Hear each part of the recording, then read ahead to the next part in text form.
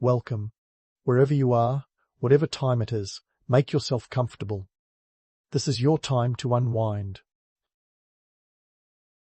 You can also let us know in the comments where in the world you currently are and what time it is for you. Your eyelids flutter open to a fresh Irish morning in the 6th century, the air crisp and full of the earthy scent of peat fires. Welcome to a time where Wi-Fi is a bard strumming on a harp, and social media influencers wear cloaks instead of designer labels. In this world, you're not just waking up in any old village, you're in a living, breathing Gaelic community where every word spun by a poet or filly can change the course of a king's reign or a farmer's fortune. Let's be real. Being a poet here isn't just about churning out verses like some ancient typewriter. These poets are the rock stars of their day, wielding the kind of social power that would make modern influencers green with envy. And why not? Their words are sharper than a Viking's axe, and they've got the respect of everyone from the lowliest swineherd to the high kings. But don't get too carried away by the romantic notion of poets as celestial beings whispering sweet nothings to the wind. They're as much a part of the economic machine as any blacksmith or farmer. As you roll out of your straw-filled bed, let's dive into the nitty-gritty of this world, starting with the social hierarchy that makes your knees feel shaky, if you're a status-conscious medieval soul. At the top of the heap, you've got kings and chieftains, the ultimate VIPs who wouldn't dare make a move without consulting their trusty Philae. Then there are the warriors, the clerics, and finally, your everyday folks, farmers, artisans and traders. Everyone knows their place, and everyone knows the filly sits snugly just below the nobility, enjoying privileges that come with a golden tongue. But what about the economic nuts and bolts? Being a filly isn't just about basking in glory, it's about survival too. Sure, they've got patrons. Think of them as medieval sponsors who provide food, shelter, and the odd bit of bling in exchange for their lyrical prowess. It's not just about fame, it's about keeping a roof over your head and food in your belly. A decent poem could earn you a cow or two, which, back then, was as good as gold. After all, cows are the currency, and poets are the wordsmiths of wealth. You might be wondering how these poets get paid. Well, it's not exactly a 9-to-5 gig with direct deposit. A filly might receive land, livestock, or even a share of the spoils from a successful raid. On the other hand, a poorly received poem could lead to exile or a reduction in status, which is a bit harsher than losing followers on Instagram. It's a high-stakes game where every word counts, literally. So, as you stretch and prepare to face the day, think about the power and prestige these filly hold. They're the medieval equivalent of a viral tweet, their words spreading faster than fire through a thatched roof. But remember, behind the glamour and the gilded words lies a complex web of patronage and politics, where the wrong verse could land you in hot water, or worse, a cold ditch. And with that, the day begins, full of promise and the potential for poetic mischief. Who knows what the filly will weave today? Maybe they'll pen an epic that'll be sung for generations, or a satire that'll make a king blush. Either way, you're in for a front-row seat to the social media of the 6th century, where words are weapons and poets are the ones who wield them. As you roll up your metaphorical sleeves and step into the bustling heart of Gaelic Poets' Day, let's peel away the layers of myth like the flaky crust of a well-baked pie.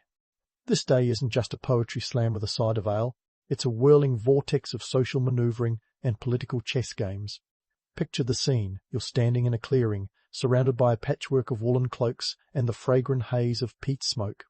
It's a gathering that takes days to assemble, not just because medieval RSVP systems are non-existent, but also because Ireland's twisting paths aren't exactly equipped for speedy getaways. The logistics of this shindig are as complex as a 5th century Norse saga. Picture it, hundreds of people converging on a single point from across the kingdom. Their journeys not measured in hours, but in days, sometimes weeks, if the weather decides to be particularly Irish. Every step is a negotiation with the landscape, from the boggy marshes to the dense woodlands, and every traveller knows to pack more than just poetry. You've got your trusty walking stick, a satchel of oatcakes, and maybe a flask of something strong enough to keep the chill and unwanted conversations at bay. Now, let's talk about the main event, the poetry. But hold your horses. This isn't just about lyrical showdowns. The filly are here to flex more than just their metrical muscles. These gatherings serve as a medieval LinkedIn, where poets and patrons size each other up like characters in a Game of Thrones episode. It's a marketplace of influence and alliances, where a well-placed verse can forge bonds as strong as iron or, conversely, sever them with surgical precision. Let's dispel a myth while we're at it. The romantic notion of poets lounging under trees, scribbling verses as nature's muses whisper in their ears, is as deceptive as a mirage in a desert. In reality, these poets are strategic, calculating, and not above employing a little poetic license to curry favour or settle scores. Think of it as a medieval roast, where the stakes are high and the audience is as likely to applaud as to jeer. A Feely's satire could make or break a reputation, and in a world where honour is more valuable than gold, this is no small feat. And speaking of gold, let's dive into the economic nitty-gritty. Hosting such an event isn't cheap. It requires resources, food to feed the masses, accommodation for weary travellers, and gifts for the Feely who make the journey worthwhile. The patrons footing this bill aren't doing it out of the goodness of their hearts. They're investing in their own prestige, hoping to cement alliances, curry favour with the gods of creativity, and perhaps pick up a juicy piece of gossip along the way. The cost of such a gathering is a small fortune, often involving the barter of livestock, land, or labour, a testament to the tangible value placed on the intangible art of words. Now, let's talk politics. In a world where power structures are as fluid as the Irish weather, these gatherings are fertile ground for intrigue. Kings and chieftains aren't just here for the entertainment, they're here to see and be seen, to whisper in ears and manoeuvre their way into advantageous positions. It's an open-air court where alliances are forged and broken, where a single poem can sway public opinion more effectively than a battalion of warriors. But don't get too swept up in the grandeur. The reality is that these events are grueling, exhausting affairs. Forget the cosy fireside chats of romanticized history. This is a test of endurance, both physical and mental. The air is alive with the buzz of negotiation, the scent of ambition hanging as heavy as the morning mist. Every word spoken, every gesture made is a move in a larger game of survival. So, as you stand there, soaking in the cacophony of voices, the undercurrent of tension, and the occasional burst of laughter, remember that beneath the poetry and pageantry lies a world as ruthless as any battlefield. Yet it's precisely this mix of art and ambition, spectacle and strategy, that makes Gaelic Poets' Day a cornerstone of medieval Irish culture. It's a dance as intricate as any courtly jig, where the Filey are the conductors and everyone else is just trying to keep up with the rhythm. As the sun arcs lazily across the sky, casting long shadows over this medieval mixer, you can't help but marvel at the enduring power of words. In this world, a well-crafted verse is as valuable as a warrior's blade and just as dangerous. But don't worry, we're just getting started. There's plenty more intrigue and insight to be uncovered as the day unfolds, and you wouldn't want to miss a single stanza of it. As the sun continues its lazy arc, the crowd's anticipation is as thick as a medieval stew. Welcome to the midday crescendo of Gaelic Poets' Day, where the stakes are as high as a chieftain's ego. You've got performances to dazzle, competitions to ignite rivalries, and poetic rules as intricate as an Irish knot.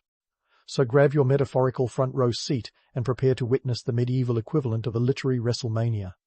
First up, let's talk about the art of Gaelic poetry, a craft that's less about spontaneous inspiration and more about rigorous discipline. Forget the image of the freewheeling poet, quill in one hand, tankard in the other.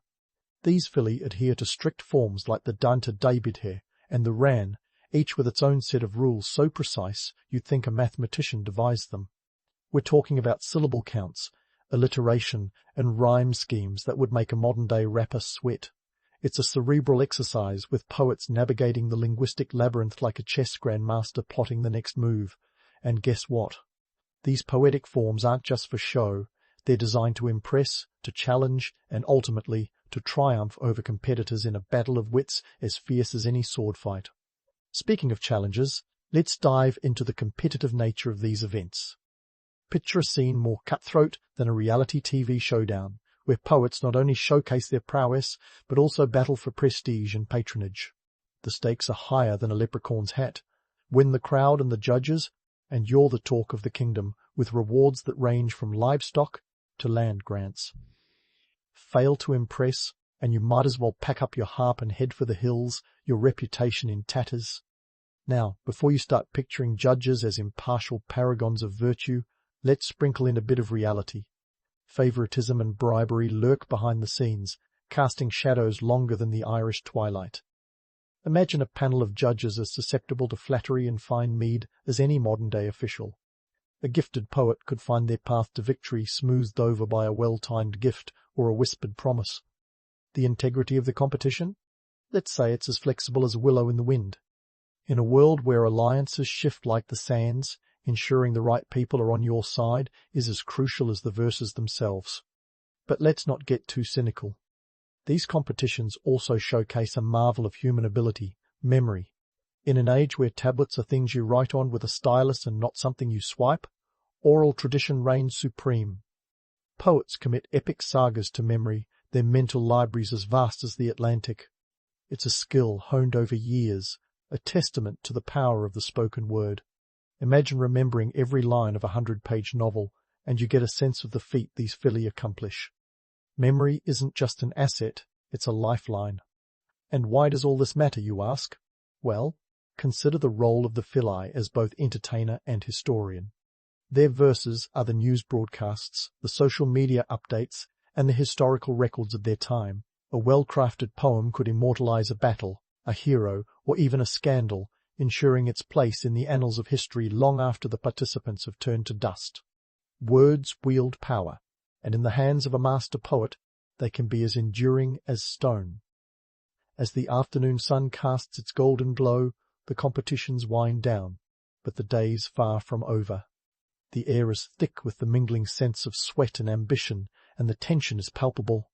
Judges deliberate, poets pace, and spectators murmur, each awaiting the pronouncement that could alter fates. It's a moment pregnant with possibility, where the triumph of art and the machinations of politics play out in equal measure.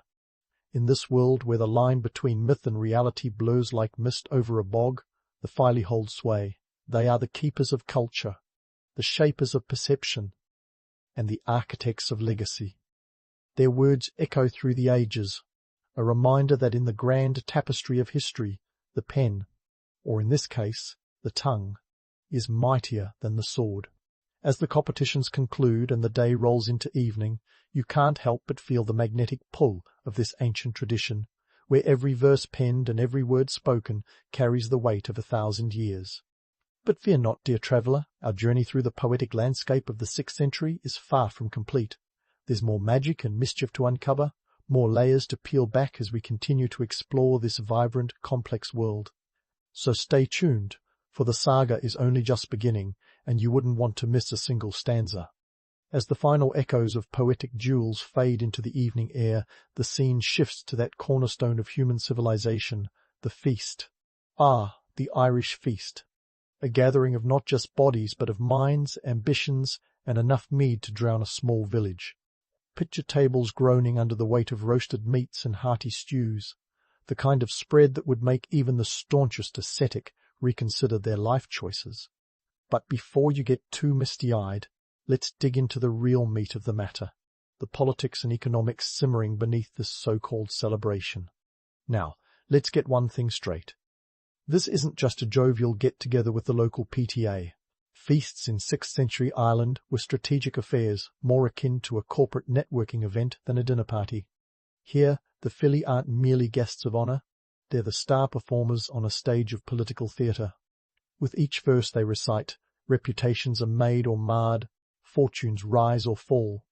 A well-aimed satire could topple a chieftain, while glowing praise might elevate a warrior to legendary status. In this crowd, the filly's tongue is sharper than any sword. Speaking of tongues, let's talk about what's tantalizing them. The menu isn't just a list of dishes, it's a roll call of status symbols. We're talking about whole pigs, roasted and glazed, the medieval equivalent of a luxury car parked conspicuously out front. And don't forget the fish, hauled in from the coast, a reminder that Ireland's bounty extends beyond the green hills to the rolling sea. For the sweet-toothed, honeyed treats add a touch of indulgence, and let's not overlook the endless flagons of ale and mead. These aren't just drinks, they're social lubricants, the grease in the wheels of political discourse. But let's not get too lost in the culinary reverie. The economics of this feast are as intricate as a Celtic knot. Think about it, hosting a bash of this magnitude isn't cheap. The livestock alone, cows, pigs and sheep, represent a significant investment. Remember, cows are currency here, the four-legged banknotes of Gaelic society. The host isn't just splurging for fun, they're investing in their social capital, hoping to cement alliances and secure loyalties that could prove crucial in future skirmishes or trade negotiations. Now, let's tackle the myth of the noble savage, a romantic idea that these gatherings were purely idyllic, untouched by the grime of human ambition. Sorry to burst that bubble, but the reality is far grittier. Behind the smiles and toasts lies a complex web of political manoeuvring. The high kings and chieftains present aren't just indulging in culinary delights, they're monitoring the social dynamics like hawks. Who's speaking with whom? What alliances are forming? Who's nursing a grudge over a perceived slight? It's a medieval version of social media, with posts and comments delivered verbally over roasted venison. And let's not underestimate the influence of the Phili in these machinations. Their words carry weight, their praises and satires shaping the social landscape like a sculptor moulds clay. If a king is compared to a lion in a poem, it's not just flattery, it's a political statement, a declaration of power that echoes through the halls. Conversely, a biting satire could stick like a thorn, a reminder that even the mighty can fall. So, as the evening wears on and the firelight flickers off the stone walls, you can feel the electricity in the air. Deals are brokered, alliances forged, and reputations cemented or shattered over the course of a single night. And while the Phili might seem like mere entertainers, they're actually the puppeteers, pulling the strings of power with every verse and stanza. And lest we forget, this is 6th century Ireland, a world where one misstep can lead you from the feast to the fields or, worse, to the fringes of society. It's a delicate dance, one where every gesture, every word is laden with consequence. In this world, the pen or the spoken word truly is mightier than the sword, and those who wield it do so with both art and acumen. As the night deepens and the revelry reaches its peak, it becomes clear that what's really being served isn't just food and drink. It's influence, power, and a bit of good old-fashioned ambition. And as you sip your mead and listen to the Phili's tales, remember this. History isn't just written in books. It's sung in verses, whispered over flagons, and sealed with the clatter of a hearty toast. Stay tuned, because while the night may be winding down, the real stories are just beginning to unfold. There's intrigue aplenty yet to explore, and you wouldn't want to miss a single verse of this epic tale. As the last echoes of laughter and the clinking of cups settle into the cosy warmth of the feast, the flickering glow of the hearth seems to whisper secrets of the past. Now, it's time to shift our gaze from the immediate spectacle to the long shadow these Gaelic poets cast over history, a legacy woven as intricately as a Celtic knot.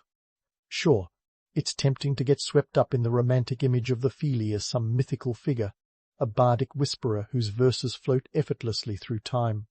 But let's not forget, they were also the medieval equivalent of investigative journalists, historians, and political commentators rolled into one. Their words didn't just entertain, they influenced, recorded, and preserved the very essence of Gaelic culture. Consider this. In a world where written records were scarcer than hen's teeth, the oral tradition was a lifeline for history itself. The Phili's poems were the hard drives of the day, storing sagas and genealogies that would otherwise drift away like mist over the Irish moors.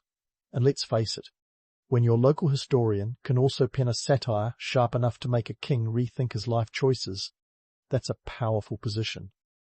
But what truly sets these poets apart is their knack for blending myth with reality. They didn't just record events, they elevated them into legendary narratives. Take the Battle of Clontarf in 1014, for example.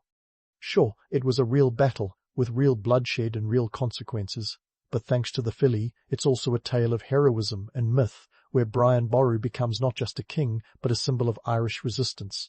And herein lies the magic and the challenge of the Phili's legacy.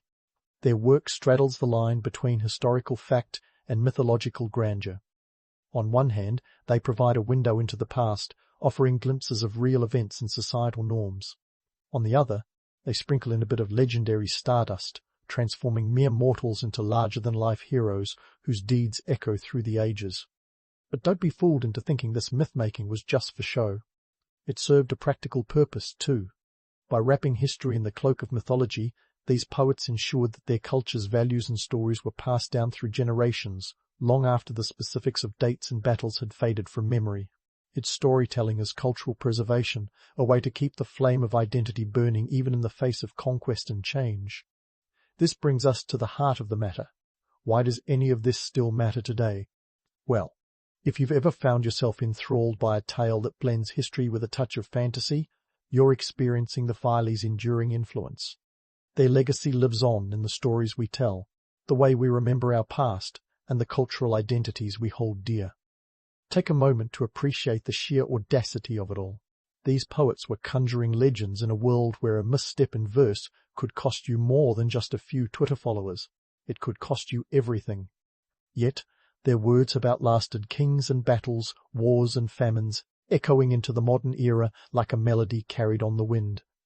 So, as we wrap up this journey through the Gaelic Poets' Day, let's raise a metaphorical glass to the Fili. They were the original storytellers, the keepers of culture, and the architects of a legacy that we're still unpacking today. Their tales remind us that history is not just a sequence of dates and events, but a tapestry of stories that shape who we are and who we might become. In a world that often values the ephemeral over the enduring, the Fili offer a poignant reminder of the power of words. They teach us that while myths may embellish reality, they also preserve the essence of a culture, ensuring that its spirit endures through the ages. And in a time when the line between fact and fiction often blurs, their legacy is more relevant than ever.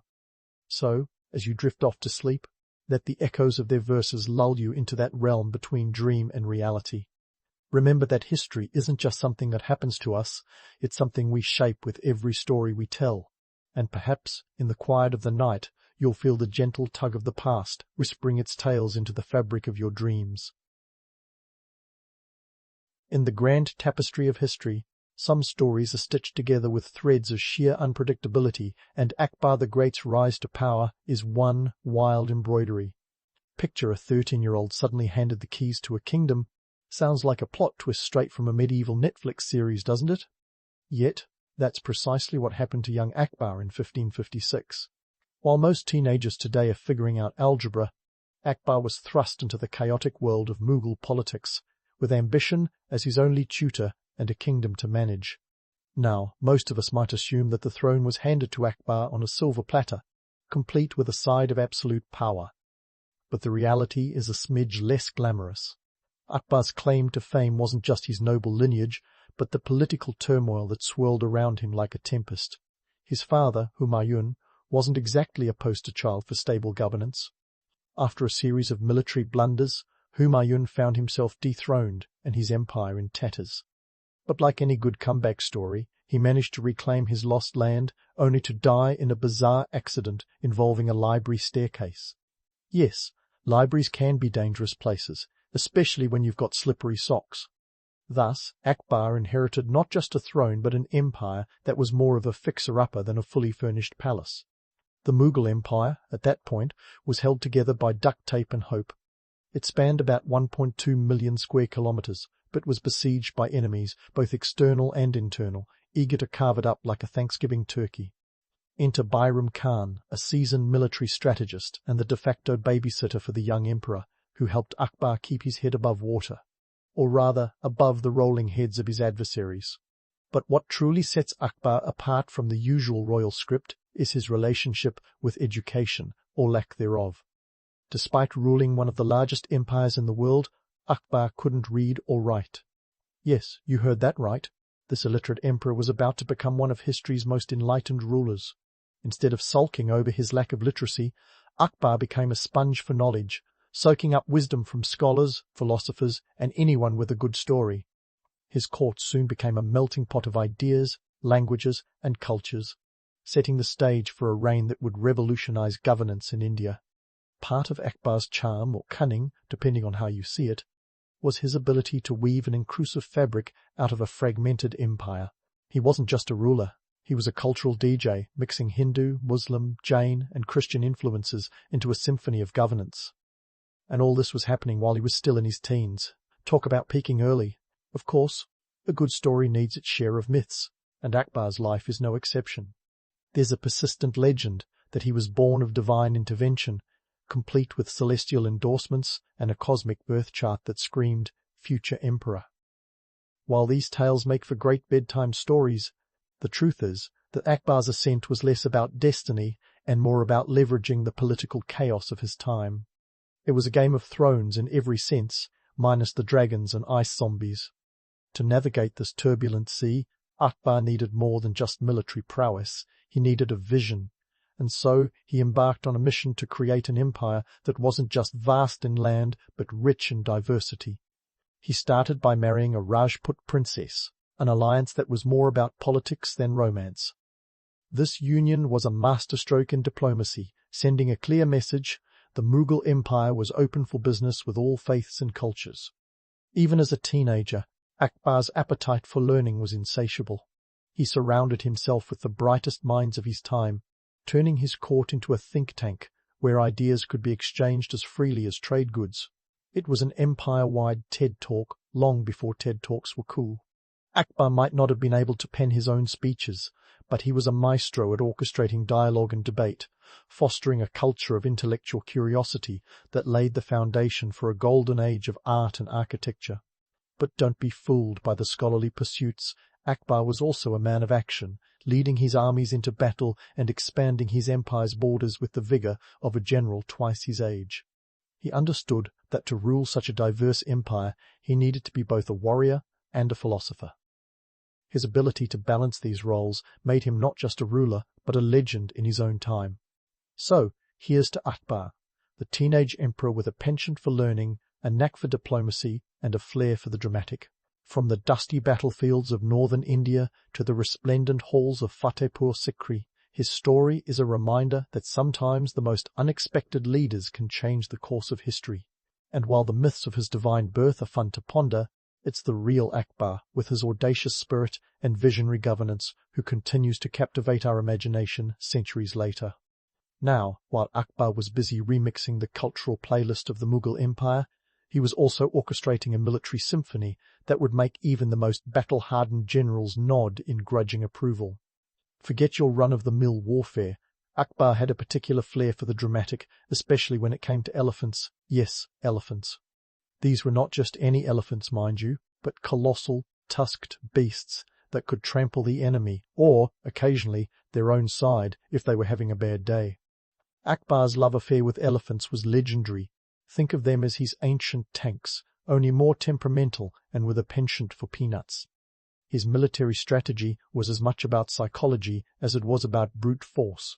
Imagine the sight of 1,000 elephants thundering across the battlefield, each adorned like the Mughal equivalent of a decked-out monster truck. And you'll understand why his adversaries often decided that discretion was the better part of valor.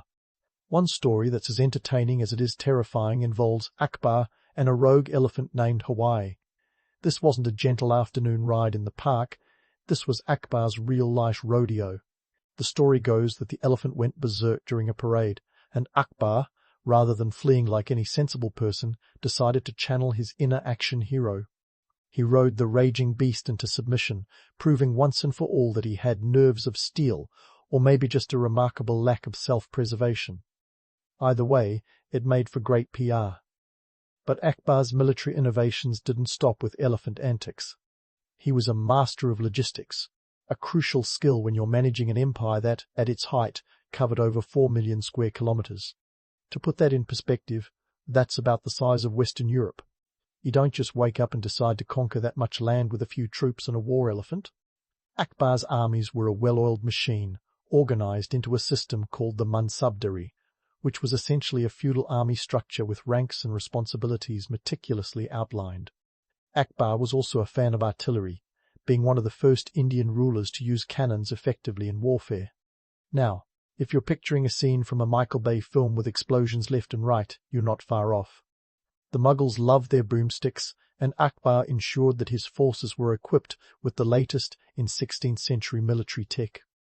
His expansionist policies weren't just about grabbing land, they were about establishing a lasting legacy. Speaking of expansion, let's talk conquests. Akbar didn't just add a few extra provinces to his realm, he went on a full-scale expansion spree that would give any real estate mogul a run for their money. Whether it was the fertile plains of Punjab or the strategic regions of Gujarat, Akbar's campaigns were as much about economic gain as they were about territorial dominance. The ports of Gujarat, for instance, opened the door to lucrative trade routes, bringing in everything from spices to textiles and filling the Mughal coffers with silver and gold. Economically, Akbar's conquests were a game-changer. The Mughal Empire became a melting pot of commerce, attracting merchants from as far as Europe and the Middle East. The empire's GDP was estimated to be around 25% of the global economy by the end of his reign, a staggering figure that modern economists would do a double takeover. Of course, not everyone was thrilled with Akbar's territorial ambitions. Expanding an empire is messy business, full of uprisings, betrayals, and the occasional assassination attempt. Akbar had to play a constant game of chess, balancing diplomacy with military might. His policy of religious tolerance wasn't just an enlightened gesture, it was a strategic move to placate the diverse populations under his rule. But let's not pretend it was all just benevolent rule and strategic genius. Akbar's expansionist policies had their dark side too. War, after all, is never a tidy affair. Conquests came with their share of bloodshed and devastation, and Akbar's empire was no different. The romantic image of the philosopher king can often overshadow the harsh realities of imperial conquest. Still, what makes Akbar's military strategy so fascinating is their blend of audacity and pragmatism. He understood that an empire wasn't built on brute force alone, but on a foundation of innovation, economic strength, and cultural cohesion. It's this blend that allowed Akbar not just to conquer, but to govern effectively, creating a legacy that would endure long after his reign. As we wrap up this chapter of Akbar's tale, remember that his story isn't just a series of battles and conquests, it's a complex narrative of ambition, strategy, and cultural synthesis.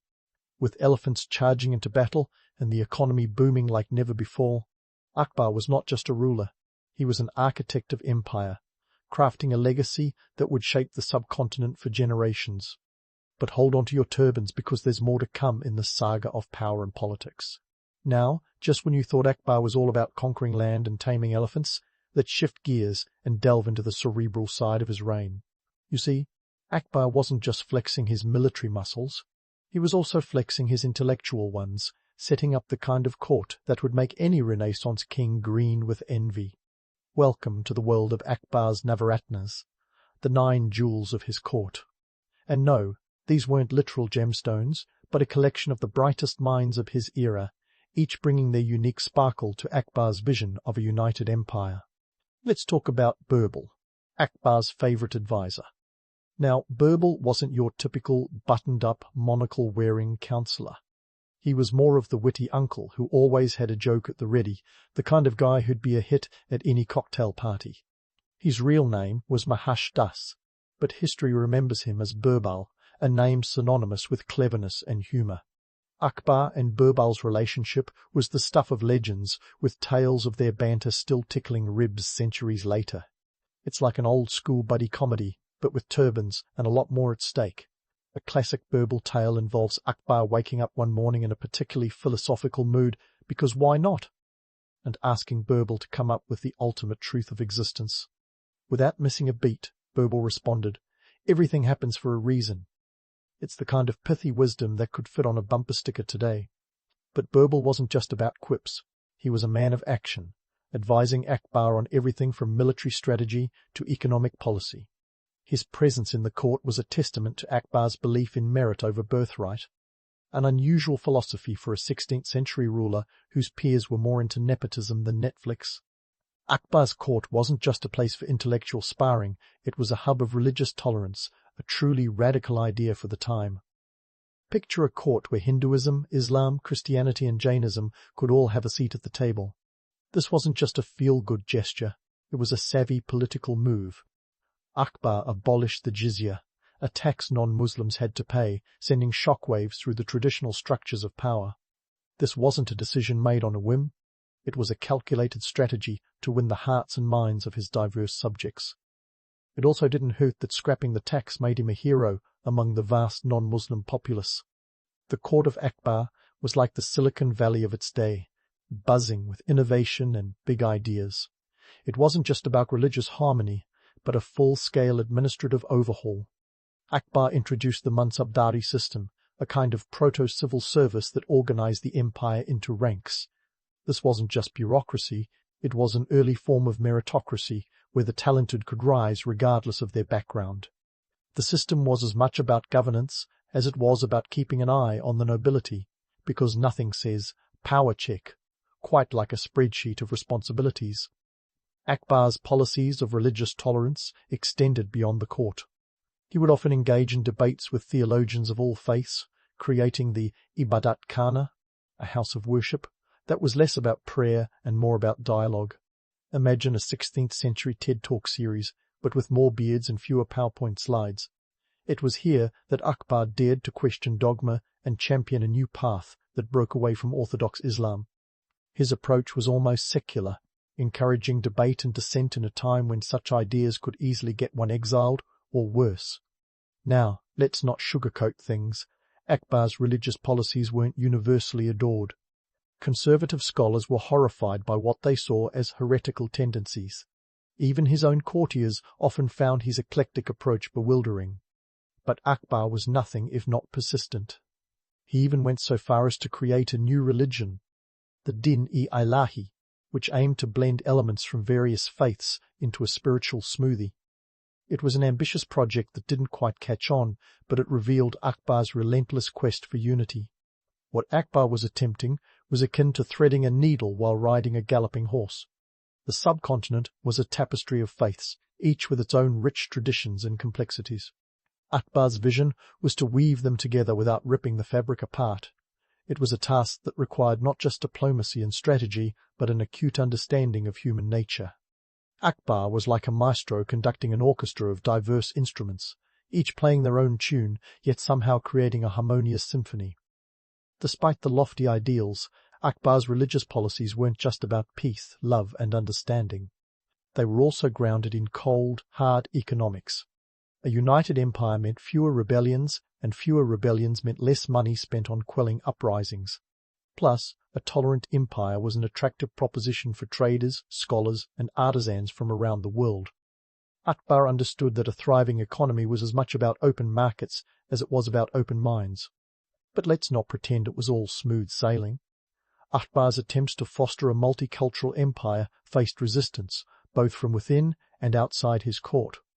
The religious orthodoxy was a formidable opponent, and Akbar had to tread carefully to avoid alienating his Muslim base while still reaching out to other communities. It was a tightrope walk that required all the diplomatic finesse he could muster. Akbar's court was a microcosm of his empire, diverse, dynamic, and occasionally chaotic. Through his Navaratnas, he championed not just tolerance, but excellence. Each member of the 9 Jewels was a master in their field, from the legendary musician, Tansen, to the astute finance minister, Toramal. This wasn't just a gathering of the best and brightest, it was a deliberate strategy to harness their talents for the greater good of the empire. The stories of Akbar and his Navaratnas are not just tales of bygone glory, they're lessons in leadership and the power of diversity. Akbar's court was a laboratory of ideas where innovation was not just encouraged but expected. It was a place where the boundaries of art, science, and religion were constantly being pushed, often with surprising results. As we delve further into Akbar's reign, remember that this era was less about static rule and more about dynamic governance. Akbar wasn't just building an empire, he was crafting a legacy that would outlast his time on the throne. Through his policies of tolerance and reform, Akbar laid the groundwork for a united India, a vision that would resonate through the centuries. So, stay tuned as we continue to explore the twists and turns of Akbar's remarkable reign. From the bustling streets of Agra to the serene halls of Fatehpur Sikri, his story is one of ambition, innovation, and a touch of the unpredictable. Because in the grand theatre of history, Akbar was not just a player, he was the director, choreographing a narrative that would captivate generations. Now, if you thought Akbar's reign was just a story of power and politics, hold on to your jeweled turbans because we're about to dive into the world of art and culture, a realm where Akbar truly flexed his creative muscles. We're talking about a guy who didn't just conquer lands, but inspired a cultural renaissance that would make the Medici family look like casual art collectors. First stop on this cultural tour, Fatehpur Sikri. This wasn't just any city, it was Akbar's magnum opus. A city built from scratch, intended to be the beating heart of his empire. Imagine constructing an entire city in your backyard, except instead of a treehouse, you've got palaces, mosques, and gardens sprawling over 40 square kilometers. Yeah, it was kind of a big deal. Fatehpur Sikri was more than just a vanity project, it was a statement. Built between 1571 and 1585, the sandstone city was Akbar's architectural love letter to religious harmony. The buildings themselves were a mix of Hindu, Jain, and Islamic styles, a reflection of the emperor's eclectic taste and his vision for a united empire. It's like he was trying to say, why choose one aesthetic when you can have them all? Now, let's debunk a myth. Fatehpur Sikri isn't exactly a ghost town because of a water shortage, as is often romanticized. While the lack of water did play a role, the city's abandonment was more about strategic relocation. Akbar needed to be closer to the northwest frontier to manage his growing empire effectively. So, while the water excuse makes for a neat story, the reality is a bit more, shall we say, pragmatic. But let's not just focus on the bricks and mortar. Akbar was also a patron of the arts. Think of him as the Jay-Z of the Mughal Empire, producing hits in the form of poetry, music, and visual arts. His court was a veritable who's who of the creative world. Musicians like Tansen, whose melodies could reportedly bring down rain, and poets like Abul Fazl, whose pen was mightier than any sword. Akbar's patronage wasn't just a hobby, it was a calculated move to consolidate his power. By promoting a rich cultural life, he was essentially weaving a tapestry that bound his diverse empire together. Art became a universal language, and under Akbar's reign, it flourished like never before. The Mughal miniature paintings, for instance, are still celebrated today for their intricate detail and vivid colours, a testament to the artistic explosion that his patronage sparked. Now, let's pivot to Akbar's romantic escapades, or should I say the legend of his love life. The tale of Akbar and Jodhabai is one for the ages, a Bollywood epic that's been spun into movies and TV dramas. But how much of it is fact, and how much is just cinematic flair? Jodhabai, also known as Mariam-uz-Zamani, was indeed a Rajput princess. However, her marriage to Akbar was less about moonlit serenades and more about political strategy. In 1562, when Akbar married her, it was a union designed to strengthen ties with the powerful Rajput clans. This was not a grand romance, but a tactical alliance, more chess move than love letter. Yet, the stories persist. And why not? The idea of a passionate romance against the backdrop of political intrigue is irresistible. It's a legend that captures the imagination, even if it conveniently glosses over the fact that Akbar had numerous wives, each marriage serving a specific diplomatic purpose. This was a common practice among rulers of the time, a way to secure alliances and stabilize the empire. But here's the zinger. Despite having a harem that would make the most dedicated Tinder user blush, Akbar was progressive in his treatment of women. He granted his wives a degree of autonomy that was rare for the time, allowing them to maintain their religious practices and even engage in trade. Mariam-uz-Zamani herself became a successful trader, dealing in spices and silks, kind of like an early Mughal in the Mughal court. Akbar's approach to marriage was emblematic of his broader strategy, using personal relationships to reinforce political stability. Each wife represented an alliance, each marriage a bridge to a different part of his sprawling empire. It's a reminder that love in the royal court was often more about strategy than sentiment. Now, as we peel back the romantic veneer, it's clear that Akbar's story is a blend of myth and reality. He was a ruler who understood the power of culture and art, using them as tools to unify his empire. His life was a balancing act between tradition and innovation, romance and realism. So, let's keep this historical roller coaster going. With Fatehpur Sikri's red sandstone still warm in our memories, and the echoes of Tansen's music in our ears, remember that we're just scratching the surface. Akbar's legacy is a rich tapestry woven with threads of ambition, creativity, and a touch of the unexpected. As we continue this tale, prepare for more twists and turns, because in the grand saga of Akbar the Great, there's always another chapter waiting to be explored.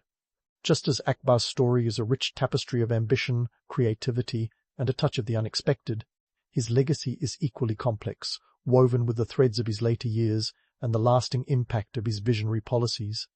As Akbar aged, one might imagine he'd slow down, maybe take up a relaxing hobby like, I don't know, calligraphy or gardening.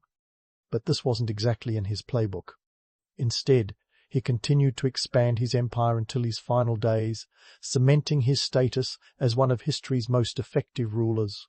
By the time of his death in 1605, Akbar had expanded the Mughal Empire to cover about 4 million square kilometers, enveloping much of northern and central India. That's a realm so vast you'd need a GPS just to find the bathroom. His ability to maintain such a colossal empire wasn't just a testament to his military prowess, but also his knack for administration. Akbar's legacy lay as much in his reforms as his conquests. The Mansabdari system, for instance, was a stroke of administrative genius, creating a tiered hierarchy of nobles who were as accountable as they were powerful. It was essentially feudalism 2.0, and it kept the empire running like a well-oiled war elephant. Akbar's policies of religious tolerance and cultural integration were not just feel-good gestures, but strategic moves that reduced internal strife and boosted economic prosperity. By fostering an environment where Hindu, Muslim, Sikh and Jain communities could coexist, he transformed the Mughal Empire into a melting pot that attracted scholars, traders and artisans from across the globe. It's no wonder that under Akbar, the empire's GDP was estimated to be around a quarter of the global economy, a figure that would make any modern economist reach for their abacus in disbelief. But here's where the story takes a twist worthy of a Shakespearean drama. Akbar's dream of unity was as precarious as a house of cards in a windstorm. His successors faced challenges he could only have imagined in his nightmares. His son Jahangir, for all his artistic flair and love of fine wine, lacked his father's political acumen. Jahangir's reign saw the seeds of dissent sprout into full-blown conflicts, a trend that would continue with his grandson Shah Jahan.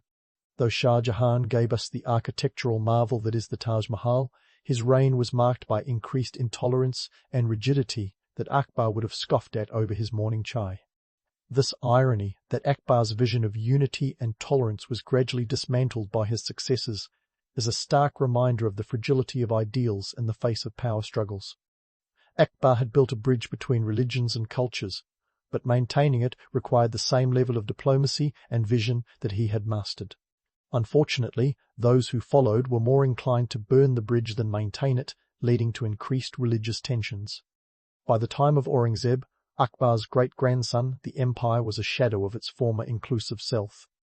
Aurangzeb's policies of intolerance and expansionist overreach stretched the empire thin, paving the way for its eventual decline. Yet, despite these setbacks, Akbar's legacy lives on, a testament to his forward-thinking governance. His influence can be traced to modern India, where his policies of religious tolerance and cultural synthesis are often cited as foundational principles. In a country as diverse as a buffet at an international food festival, the need for unity and diversity is as relevant today as it was in Akbar's time. But let's not get too misty-eyed about the past. We can't ignore that the romanticized legends of Akbar often overshadow the harsher realities of his reign. His conquests came with the usual trappings of war, bloodshed, displacement, and the occasional obliteration of a stubborn city. His economic reforms, while progressive, were underpinned by a system that demanded heavy taxation, and let's not forget the autocratic nature of his rule. Akbar was no saint. He was a ruler who played the political game with the shrewdness of a chess grandmaster. Still, Akbar's story is a compelling blend of legend and reality, a narrative that continues to resonate because it speaks to the human condition, our aspirations, our conflicts, our ability to create and sometimes destroy. The myths surrounding his life, from the tale of his divine birth to the romanticized saga of Jodhabai, serve as cultural touchstones that entertain and inspire even as they stray from historical accuracy. As we wrap up this journey through the life and times of Akbar the Great, let's not forget the lessons his story imparts.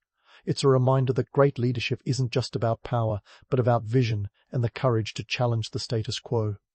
Akbar's reign was a symphony of diverse influences, a testament to the power of inclusivity in building a stronger society. And while he may have ridden elephants into battle and engaged in the occasional rodeo with a rogue pachyderm, his real legacy lies in the bridges he built between faiths and cultures. So, as the sun sets on Akbar's reign, remember his story as one of ambition, innovation, and a touch of the unpredictable. In the grand theatre of history, Akbar wasn't just a player, he was the director, choreographing a narrative that continues to captivate and challenge us centuries later.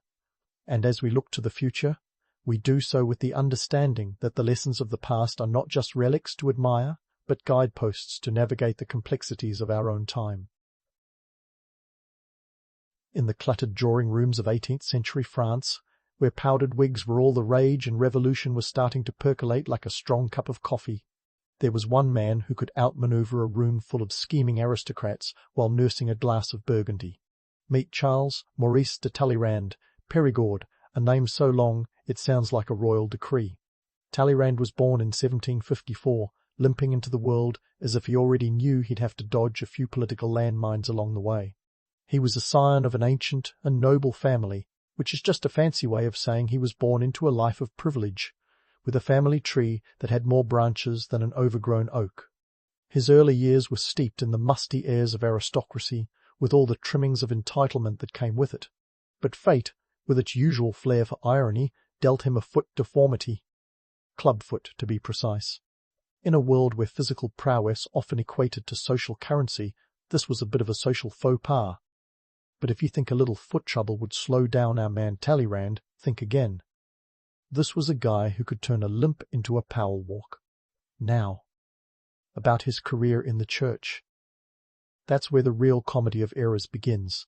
In the grand tradition of second sons who were more useful to their families as bishops than as soldiers, Talleyrand was nudged toward the ecclesiastical life. And by nudged, I mean his parents practically shoved him into a cassock and handed him a Bible. But Talleyrand, being the resourceful chap he was, figured if he was going to be a man of the cloth, he might as well make it a velvet cloth with gold embroidery. He was ordained in 1779, taking on the role of a bishop with all the piety of a man who'd rather be anywhere else. He treated celibacy as more of a polite suggestion than a vow, earning himself a reputation that was less saintly and more scandalous. The revolution, that great equalizer, was looming on the horizon, threatening to turn Talleyrand's world upside down. While many of his peers were losing their heads, literally, Talleyrand was busy using his to keep it firmly on his shoulders. When the storming of the Bastille in 1789 signalled the start of the French Revolution, Talleyrand didn't just survive, he thrived. It was as though he had a sixth sense for navigating political chaos, a knack for spotting the lifeboat on a sinking ship. While others were clinging to the old regime like barnacles to a hull, Talleyrand was busy rebranding himself as a revolutionary sympathizer. He even took a seat in the National Assembly, where he played a pivotal role in the secularization of church property, a move that was about as popular with the clergy as a fox in a henhouse. Talleyrand's ability to pivot politically was nothing short of legendary. He had what you might call the Midas touch of diplomacy, turning potential disasters into opportunities with a flick of his quill pen. When the guillotine was thirsting for noble blood, he was busy brokering deals, slipping through the cracks of political upheaval like smoke through a keyhole. He even managed to cozy up to Napoleon Bonaparte, the man with a complex named after him, and served as his foreign minister. Talleyrand's tenure was marked by shrewd negotiations and a talent for turning alliances into strategic gains. But we're getting ahead of ourselves. Before Talleyrand could charm generals and outfox emperors, he had to learn to navigate the treacherous waters of post-revolutionary France, a place where allegiances were as changeable as the Paris weather. His early life had all the makings of a dark comedy, with a cast of characters worthy of a Shakespearean play. There was the scheming uncle who saw Talleyrand as a ticket to ecclesiastical power, the tutors who tried to instill some semblance of virtue in him, and the endless parade of nobles who underestimated him at their peril. Talleyrand's transformation from a limping nobleman to a master manipulator is a testament to his sheer audacity and cunning. In a world that valued lineage as much as ability, he was a walking contradiction, an aristocrat who could think like a commoner, a bishop who knew how to bend the rules, and a diplomat who could play both sides against the middle. His story is a reminder that sometimes the best way to survive is to rewrite the rules of the game. And Talleyrand? He wasn't just playing the game, he was inventing it. Enter the Napoleonic era, where Charles Maurice de Talleyrand Périgord, the ultimate diplomatic contortionist, really hit his stride. If the French Revolution was a chaotic symphony, the Napoleonic era was its bombastic encore, and Talleyrand was the maestro who seemed to know all the right notes to play. His knack for switching allegiances with the agility of a cat burglar meant he was always in tune with the political zeitgeist, no matter which way the winds of fortune blew. Talleyrand's tenure as Napoleon's foreign minister was a masterclass in political survival. In this post-revolutionary Paris, where allegiances changed as quickly as the fashions, Talleyrand was the ultimate trendsetter. While others were trying to keep up with Napoleon's whirlwind conquest of Europe, Talleyrand was busy planting seeds of diplomacy, always ready to harvest when the time was right. Picture this: the Treaty of Amiens in 1802, where Talleyrand, with a diplomatic sleight of hand, managed to broker a temporary peace between France and Britain. This treaty, which cost roughly 370,000 francs in today's money to negotiate, was like a ceasefire in a bar brawl, short-lived but essential for everyone to catch their breath. Yet it was Talleyrand's role in the Louisiana Purchase that truly showcased his persuasive prowess. Now, if you've ever wondered how much an entire continent costs, the answer, according to Talleyrand's negotiation skills, is about 15 million in 1803, or just over 340 million today. That's approximately the cost of a mid-tier football club in the modern sports world. Talleyrand convinced Napoleon to sell this vast expanse of land to the United States, thereby doubling its size overnight. The transaction was less about the land itself and more about the strategic leverage it provided. Napoleon needed cash to fund his European conquests, and Talleyrand was more than happy to help him liquidate assets faster than a Black Friday sale. But let's not pretend this was all altruism and benevolence. Talleyrand had a reputation for serving self-interest with a side of statecraft. He knew that a strong United States would keep Britain on its toes, maintaining the balance of power that he so skillfully navigated. It was a geopolitical chess game, and Talleyrand was always thinking 5 moves ahead. It's as if he had a crystal ball hidden among his diplomatic dispatches, always foreseeing the next shift in power dynamics. Now, let's debunk a little myth here. The romantic narrative often paints Napoleon as the visionary behind the Louisiana Purchase, but it was Talleyrand who whispered in his ear, pointing out the strategic advantages while lining up the ducks for an American expansion. This wasn't a simple land deal. It was a geopolitical masterstroke that altered the course of history. While Napoleon might have been the face of the empire, Talleyrand was the brain behind its strategic moves, ensuring that France's influence lingered long after its soldiers had left the continent. But Talleyrand's ability to play both sides wasn't just limited to international dealings. Domestically, he mastered the art of maintaining his influence no matter who was in power. Picture it like this. Napoleon was the relentless CEO of an ever-expanding empire, and Talleyrand was the shrewd CFO, ensuring the books stayed balanced. Even when Napoleon's ambition began to outpace reality, Talleyrand maintained his position through a delicate dance of flattery, caution, and strategic withdrawal. Take the infamous Congress of Erfurt in 1808. While Napoleon was busy trying to cement alliances with Russia, Talleyrand was quietly undermining him, encouraging the Russian Tsar to resist Napoleon's overtures. It was a classic Talleyrand move, supporting the emperor to his face while playing the long game behind his back. This wasn't just two-faced behavior, it was multi-dimensional chess, with Talleyrand always angling for the best possible outcome for himself and, occasionally, for France.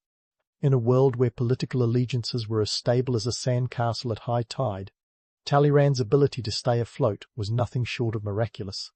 Despite his unscrupulous reputation, there was a certain charm to his machinations. He was like a cat with 9 lives, always landing on his feet, no matter how precarious the situation. His legacy is one of pragmatic diplomacy, where ideals often took a backseat to reality, and where the art of the possible was not just a phrase, but a philosophy. By the time Napoleon's star began to wane, Talleyrand had already laid the groundwork for his next act. He was a man who knew when the party was over and had no qualms about seeking a new host. As the Napoleonic era drew to a close, Talleyrand was already aligning himself with the Bourbon Restoration, proving once again that in the game of politics, it's not about who you know, but who you can influence. So, As we leave Talleyrand in this era, poised for yet another transformation, remember this: in a world where everyone else was playing checkers, Talleyrand was always playing chess. As Talleyrand gracefully pirouetted from the Napoleonic stage to the Bourbon Restoration, he revealed a knack for survival that would make a cockroach envious. Picture the scene. Napoleon's empire was crumbling faster than a salty croissant, and Talleyrand, ever the opportunist, had already slipped into the shadows, waiting for the next power player to take the stage. But the Bourbon Restoration was no typical encore. It was a political resurrection that brought the monarchs back to France, and our man Talleyrand was there, ready to swap his allegiance like last season's fashion. Now, let's not sugarcoat it. Talleyrand's switch wasn't purely patriotic.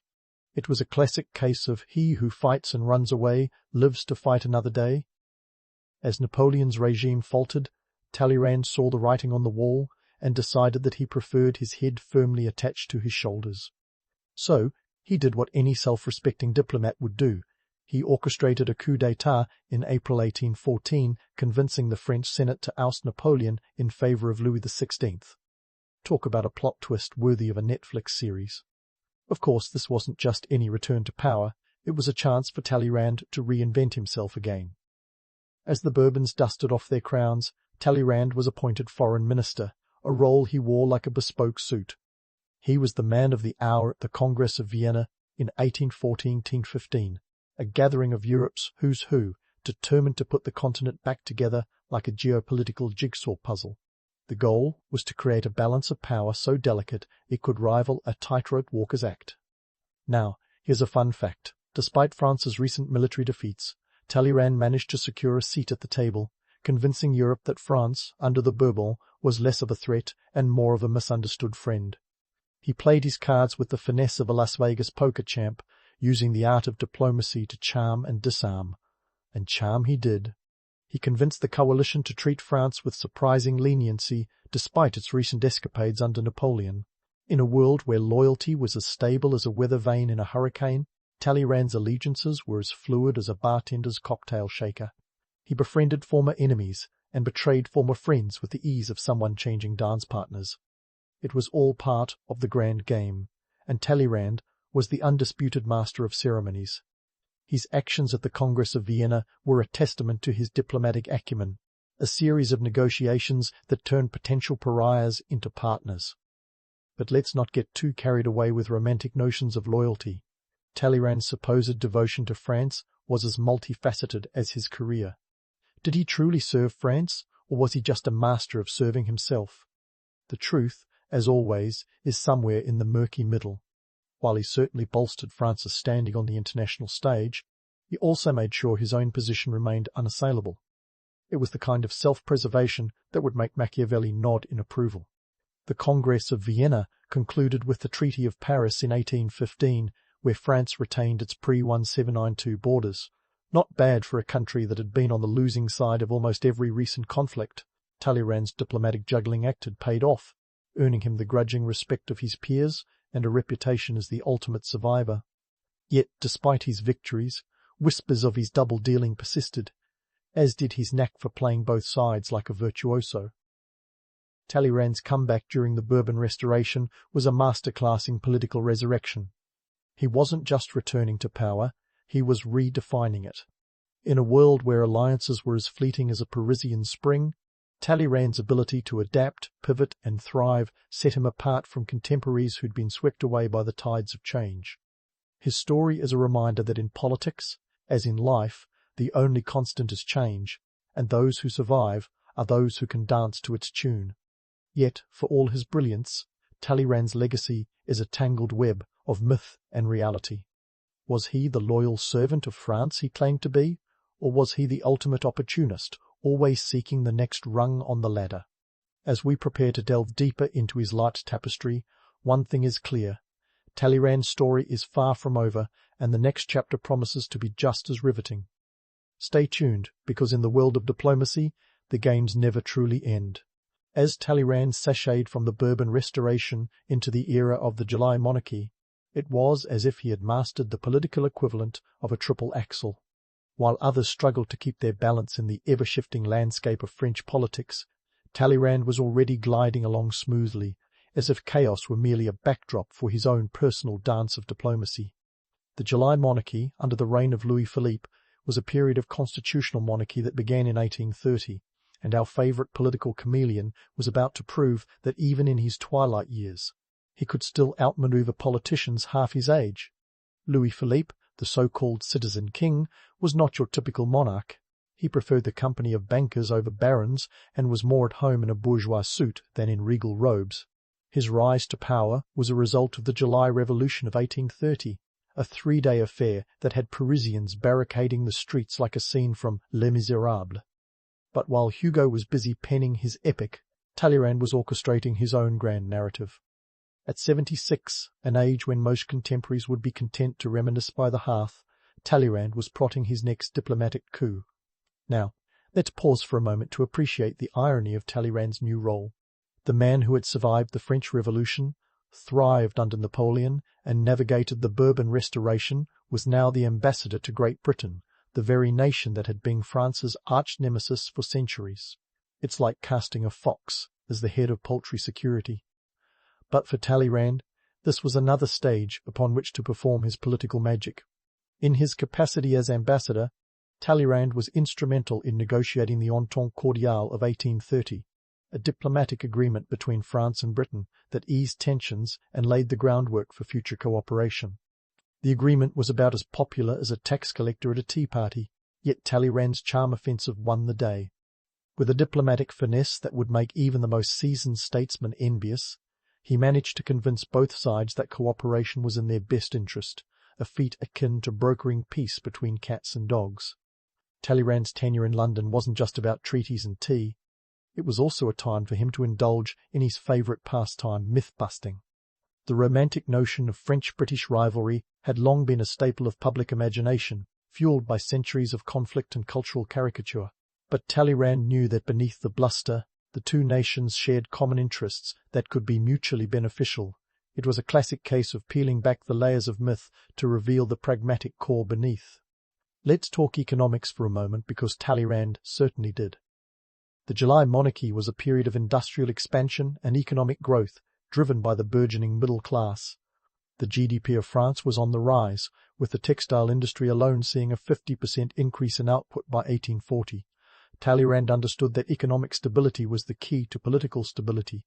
His policies encouraged trade and investment, recognizing that a strong economy would secure Louis Philippe's throne far more effectively than military parades or royal decrees. Yet for all the economic progress, the July monarchy wasn't without its hiccups. Social unrest simmered beneath the surface, as the working class grew tired of watching the rich get richer while they struggled to make ends meet. Talleyrand, with his knack for sensing the undercurrents of public sentiment, warned Louis Philippe that ignoring the plight of the poor was like ignoring a termite infestation in a wooden house. His advice, as always, was pragmatic. Address the issues before they explode. But let's be honest, Talleyrand's advice was often more about preserving his own position than altruism. He was still the consummate survivor, always ready to pivot if the political winds shifted. And shift they did. The July monarchy was a precarious balancing act, and Talleyrand's manoeuvring was nothing short of a high-wire performance without a safety net. He knew that maintaining influence required a delicate dance of appeasement and assertion. There was a certain appeal to the myth of Talleyrand as the invincible diplomat, but the reality was more nuanced. His later years were marked by bouts of illness and increasing isolation from the corridors of power he once dominated. Yet, even as age took its toll, Talleyrand remained a formidable presence, his wit as sharp as ever, his insights as penetrating. He was like a seasoned chess player, still capable of delivering a checkmate even when the board seemed against him. Let's not forget the personal costs of such a life. Talleyrand's relationships were often as transactional as his treaties, with loyalty being a rare commodity in his world. His personal life was a tapestry of liaisons and alliances, each thread woven with the skill of a master weaver, yet fraying under the weight of time and ambition. The myth of the unassailable Talleyrand often overlooks the reality of a man who had sacrificed much for power. As Talleyrand navigated the corridors of the July monarchy, he was acutely aware of the ticking clock. His influence might have waned, but his legacy was still very much in the making. He was a craftsman of diplomacy, a conjurer who could turn the most precarious situation into a stage for his talents. And while his era was drawing to a close, the lessons he imparted, the art of adaptation, the power of pragmatism, remained timeless. So, as we delve deeper into the final act of Talleyrand's storied career, let's keep in mind the paradox of his existence, a man who could both charm and challenge, whose life was a testament to the power of reinvention. Stay tuned, because if history has taught us anything, it's that Talleyrand always had one more trick up his sleeve. In the game of politics, as in life, the real magic often lies in the unexpected, and with Talleyrand, surprises were never in short supply. As Talleyrand's storied career wound its way to an inevitable close, the question looming over his legacy was clear. Was he the prince of diplomats, or just a Machiavellian puppet master in a powdered wig? Talleyrand had a knack for playing both roles with equal finesse, often leaving historians scratching their heads like detectives on a particularly perplexing case. His life was a study in contradictions, the kind of figure whose biography makes you wish you had a glass of wine in hand just to keep up with the drama. Let's start with the myth of Talleyrand as the ultimate diplomat, a man who could charm the birds from the trees and then sell them back their nests. Talleyrand's reputation was built on his uncanny ability to be in the right place at the politically opportune time. His role in the Congress of Vienna and the Entente Cordiale are textbook examples of his knack for turning the tables, or, more accurately, setting the table wherever he went. He was the guy who could walk into a room full of enemies and walk out with allies, all while keeping a straight face and a knowing smile. But here's the twist. His talent for diplomacy was as much about reading the room as it was about rewriting the script. In the complex dance of European politics, Talleyrand was both choreographer and lead dancer, pirouetting through treaties with a grace that belied the sharpness of his political daggers. Yet behind the myth lies the man, and Talleyrand's Machiavellian methods were as legendary as his diplomatic triumphs. He lived in a world where political survival often depended on an ability to play dirty while wearing a cloak of respectability. His career was a veritable masterclass in calculated pragmatism, where allegiances were as changeable as the Paris weather. Let's not forget his role in the downfall of Napoleon, where his behind-the-scenes manoeuvring was pivotal in restoring the Bourbons. Was this loyalty to France, or merely self-preservation? The answer, as Talleyrand himself might say with a sly grin, depends on which way the wind is blowing. Economically speaking, Talleyrand understood the power of a well-timed financial maneuver. His involvement in the Louisiana Purchase was a stroke of genius that filled French coffers with much-needed gold while keeping Britain on its toes. The transaction was less about the land and more about the strategic leverage it provided, and let's be real, strategic leverage was Talleyrand's bread and butter. He knew that economic stability was the key to maintaining political power, a lesson that resounds even today in the corridors of power. So, what can modern politicians learn from Talleyrand? For starters, the art of adaptability. In a world where political tides shift quicker than a celebrity's Twitter feed, Talleyrand's ability to pivot was nothing short of legendary. His life was a testament to the power of reinvention, a skill that remains as relevant today as it was in the salons of 18th century France. He was a man who understood that in politics, as in life, it's not always about who you are, but who you can become. Moreover, Talleyrand's legacy offers a lesson in the power of pragmatism over idealism.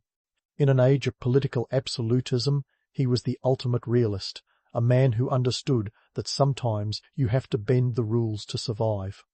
He played the game of politics like a seasoned chess master, always thinking several moves ahead, ready to sacrifice a pawn if it meant saving the queen.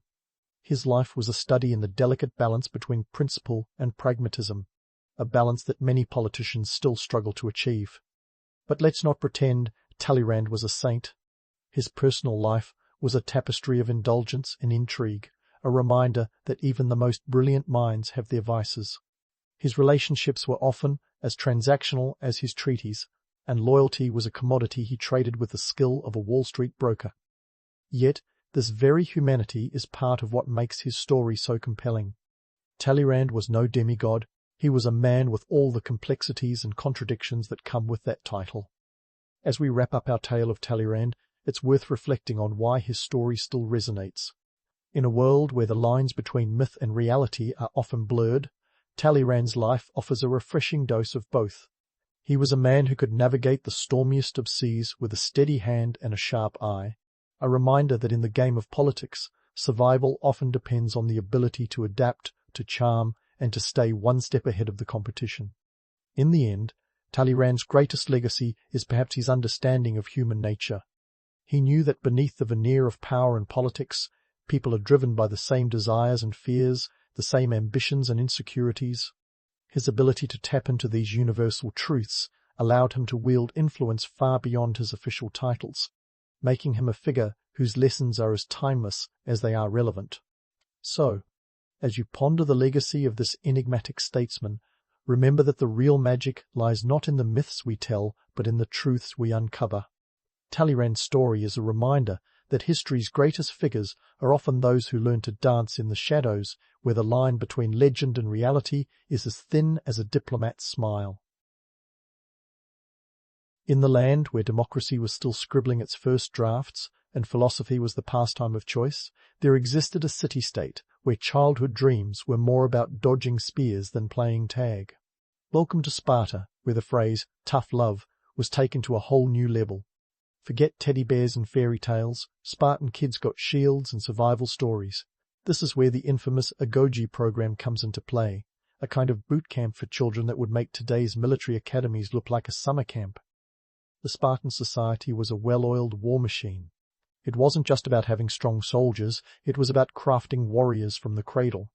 The origins of this military juggernaut stretch back to around the 9th century BCE, when the Spartans decided that being mediocre was not in their skill set. They transformed their society into a martial powerhouse, famously adopting the motto that a Spartan mother would rather lose her son than see him return in anything but victory. It sounds harsh, but hey, that's Spartan love for you. Let's dive into the Agoges, shall we? This wasn't your standard gym class or a forgettable extracurricular activity. The Agoge was the ultimate rite of passage, a state-sponsored training regime designed to turn boys into the kind of men who could hold a line in battle without flinching. Boys were enrolled at the age of 7. Yes, 7, right when most of us were still struggling with basic arithmetic. They left the comfort of their homes to live in communal barracks, where they would spend the next dozen years learning the fine arts of endurance, discipline, and how to make a bed with military precision. The training wasn't just about physical toughness, it was a psychological reprogramming. Spartan boys learned to endure hardship with a smile, or at least without a grimace. They were encouraged to steal their food as a lesson in stealth and cunning, but woe betide the boy who got caught. Punishment awaited, not for thievery, but for getting nabbed. In a twisted sense, it was like an ancient version of Survivor, where the prize was survival and the contestants were too young to even vote. It wasn't all drills and discipline, though. The Spartans mixed in a bit of culture with their combat. These young warriors-to-be were taught music and dance, not as an artistic pursuit, but as a means to maintain rhythm and coordination on the battlefield. Plato once remarked that the Spartan education focused on music and gymnastic, though one suspects that the emphasis leaned heavily towards the latter, with the former serving as a kind of battle playlist. The Agoges' objective was clear: create a citizen soldier who was loyal, obedient, and above all, resilient. They weren't just taught to fight, they were taught to never surrender. Take Thermopylae, for instance, where 300 Spartans made their last stand against the Persian army. This wasn't an accidental suicide mission, it was a calculated act of defiance, a demonstration of Spartan grit that would echo through history. If you've ever heard the phrase, "come back with your shield," or "on it," this is where it got its brutal start. Now, let's debunk a few myths, shall we? The romantic image of the Spartan warrior as a noble, self-sacrificing hero is only half the story. The reality was far grimmer. Spartan society was built on the backs of the helots, an enslaved population that did the grunt work to keep the Spartan elite in fighting form. The military focus of Sparta was possible because someone else was cooking the meals and tilling the fields. It's a classic case of do as I say, not as I do, with a side order of social injustice. But why did the Spartans place such an emphasis on military training? The answer lies in their geopolitical nightmares. Sparta was a landlocked region surrounded by potential enemies, and the only way to ensure its survival was through a formidable army. The agoge was their insurance policy, albeit one that paid out in blood and toil rather than dividends and interest. Throughout the years, the Spartan system became the stuff of legend. Other Greek city-states looked on with a mix of awe and horror, recognizing that while the Spartans may have lacked in culinary finesse or political intrigue, they more than made up for it on the battlefield. The agoge was their secret weapon, a school of hard knocks that churned out soldiers like a conveyor belt of doom. In conclusion, the origins of Spartan military society weren't just about creating warriors. They were about crafting a resilient culture that valued strength and discipline over individual desires. The agoge was the crucible in which Spartan boys were forged into the might of a nation. It might sound romantic, but make no mistake, it was a brutal, unforgiving world where every lesson learned was a step towards survival. So next time you're complaining about your morning workout, just remember the Spartan boys who had to run it barefoot in the snow. Now that's what I call motivation. And speaking of motivation, let's pivot from the sweat and grit of Spartan youth to the economic engine that kept this martial society running, the helot system. If you think your job is tough, wait until you hear what these folks had to endure. The helots were essentially the original gig economy, minus the freedom to choose your gigs. These were the enslaved people who did the everyday heavy lifting, farming, cooking, and all the essential tasks that allowed the Spartan citizens to focus on their true calling, becoming the world's most intimidating soldiers. Now, here's where things get ethically murky. The Spartans had a knack for rationalizing this setup, probably convincing themselves it was a fair trade. After all, the helots got to enjoy the scenic Peloponnesian landscape, while the Spartans ran drills until their sandals wore thin. But the reality was far less picturesque.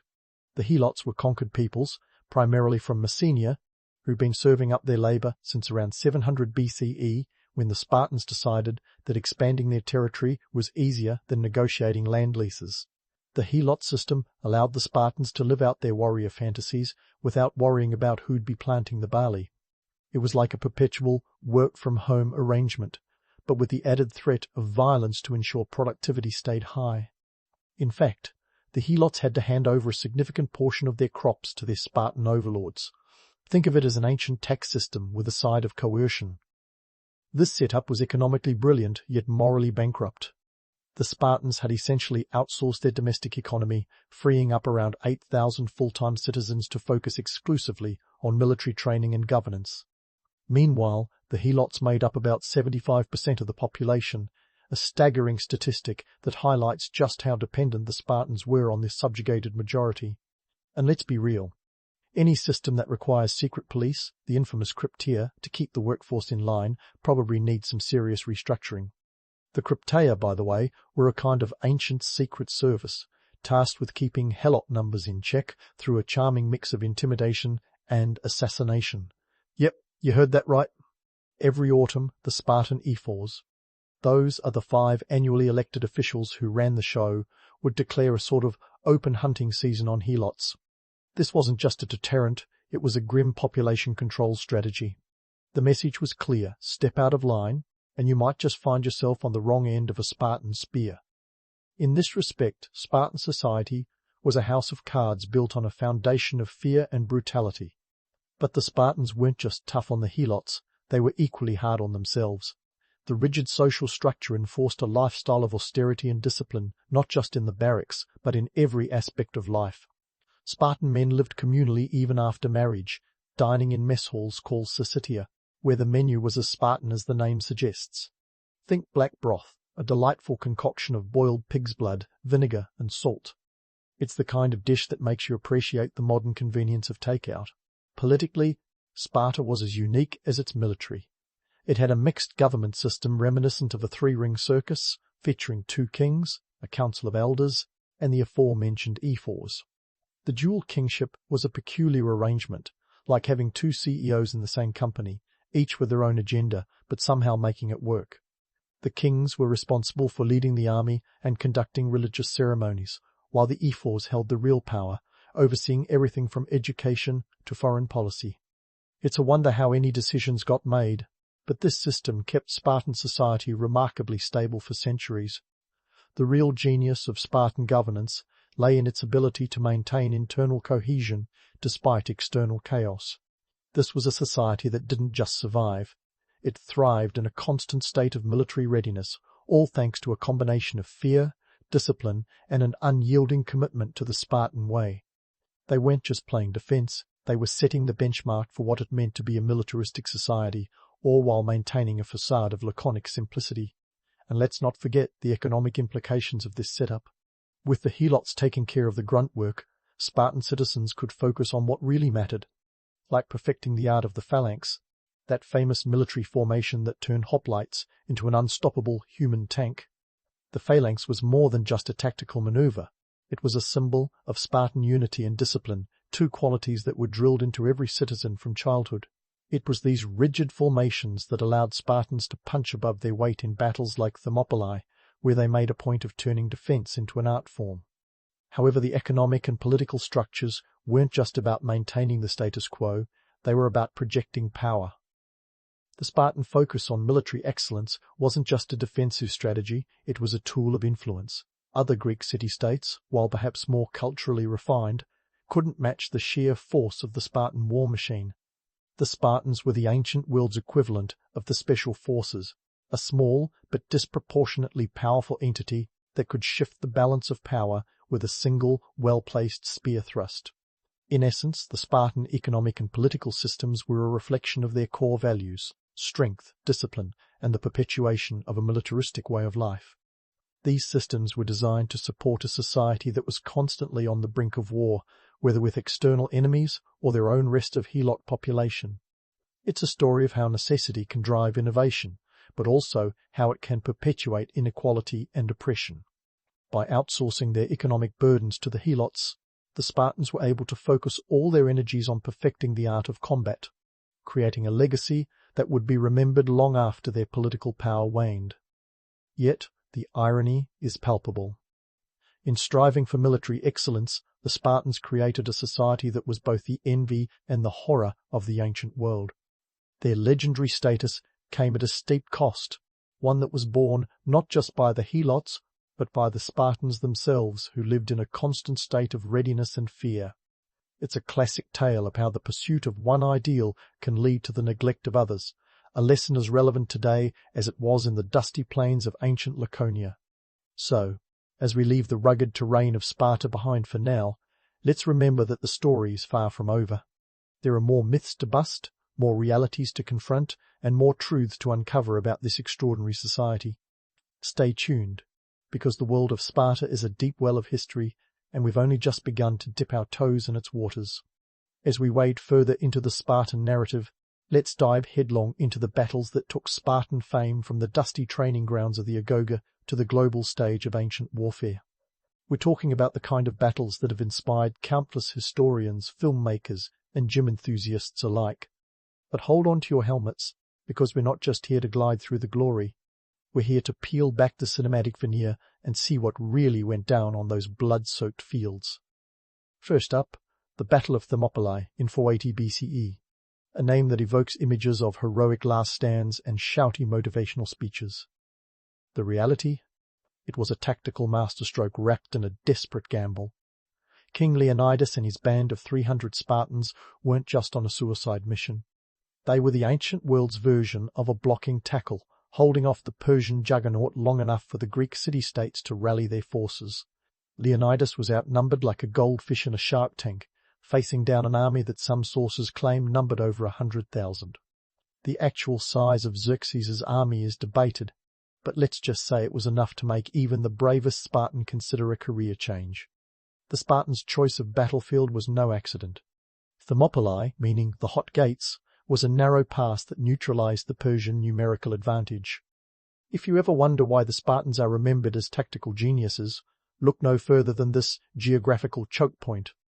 It was like funneling a stampede through a revolving door. The Spartans' phalanx formation, a disciplined wall of shields and spears, was perfect for such terrain, turning the pass into a meat grinder for anyone bold enough to charge them. And charge they did.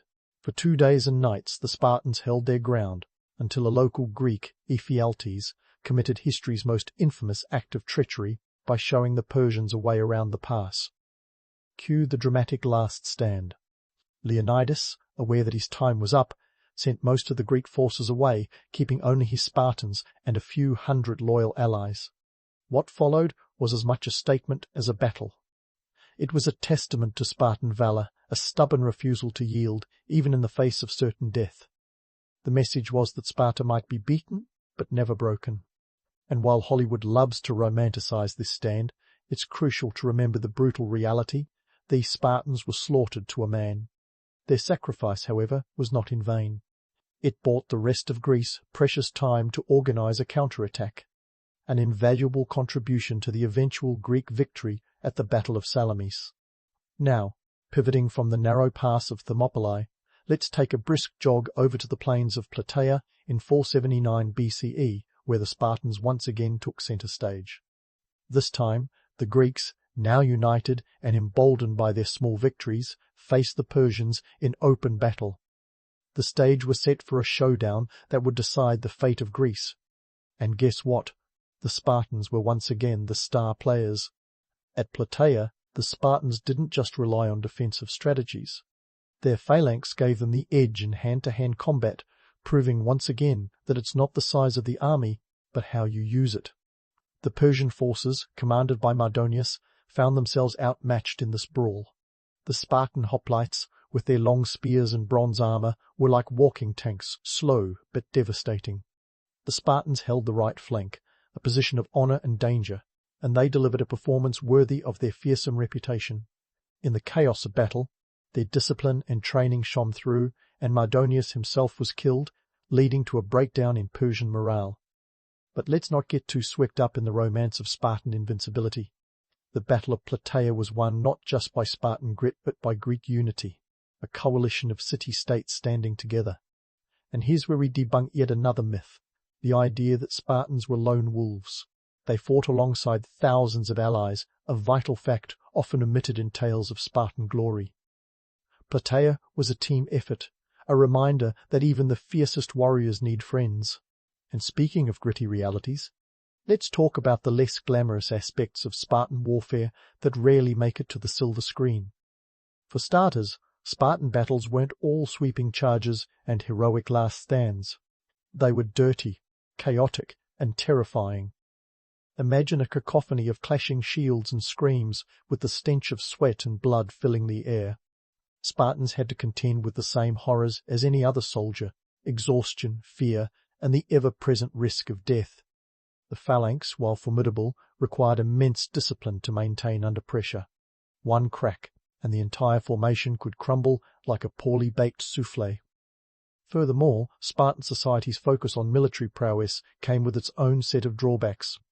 Their single-minded dedication to warfare meant that they lagged in other areas like diplomacy, art, and innovation. While Athens was busy laying the groundwork for Western civilization, the Spartans were perfecting their spear thrusts. This narrow focus ultimately limited Spartan influence in the long run. After all, you can't conquer the world with martial prowess alone. There's a reason why the phrase Spartan Renaissance doesn't exist. The economic cost of maintaining a perpetual war machine was another harsh reality. Spartan society was a pressure cooker of tension, with the helots simmering just below the surface.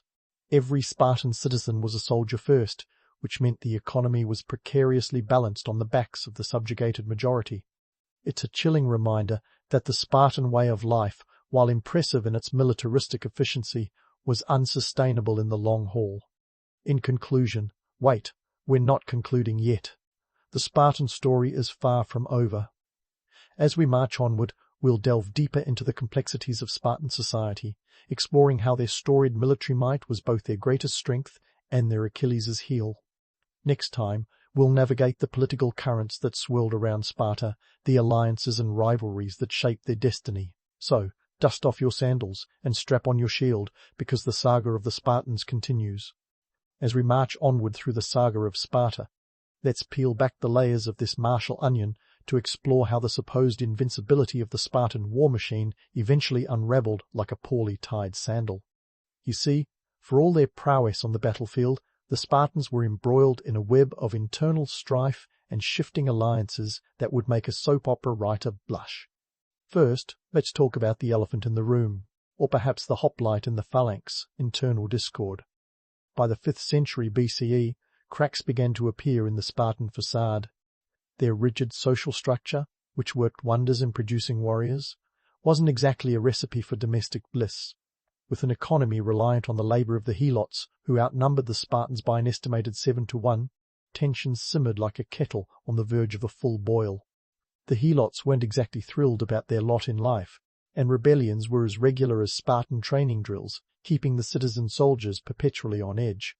Now, if you think modern politicians have a tough time keeping their constituents happy, spare a thought for the Spartan kings who juggled the dual roles of military leader and quasi-diplomat. The peculiar system of having two kings, like having a pair of roosters in the same henhouse, was meant to balance power, but often led to more drama than a Greek tragedy. These kings frequently found themselves at odds, and in 3071 BCE this disunity became painfully apparent at the Battle of Leuctra, where the Thebans delivered a knockout punch to Spartan supremacy. Ah, Thebes, the underdog city-state that rose to prominence like a phoenix from the ashes of Spartan arrogance.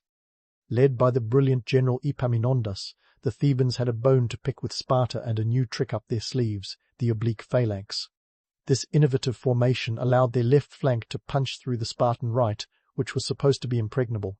The Spartans, who were used to being the strategic masterminds, found themselves outclassed.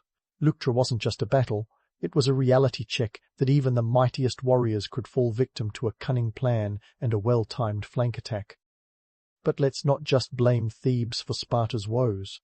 The Spartans, in their quest for dominance, stretched their resources thinner than a Grecian toga. Their military campaigns, though initially successful, took a toll on their manpower and economy. Athenian historian Thucydides famously noted that Spartan power was like a river, formidable when flowing, but easily disrupted when diverted. By the time they faced Thebes, years of constant warfare had drained their reserves, and the once feared Spartan hoplites were fewer and less fearsome than before. And then there's the matter of alliances, or rather, the lack thereof. The Spartans were about as popular as a tax collector at a wedding. Their dominance in the Peloponnesian League, originally a coalition of city-states formed to counter Athenian influence, had turned into an exercise in Spartan hegemony. Allies grew weary of Sparta's high-handed tactics and began to see their overlords as more of a burden than a shield. This was not exactly a winning strategy for maintaining a coalition.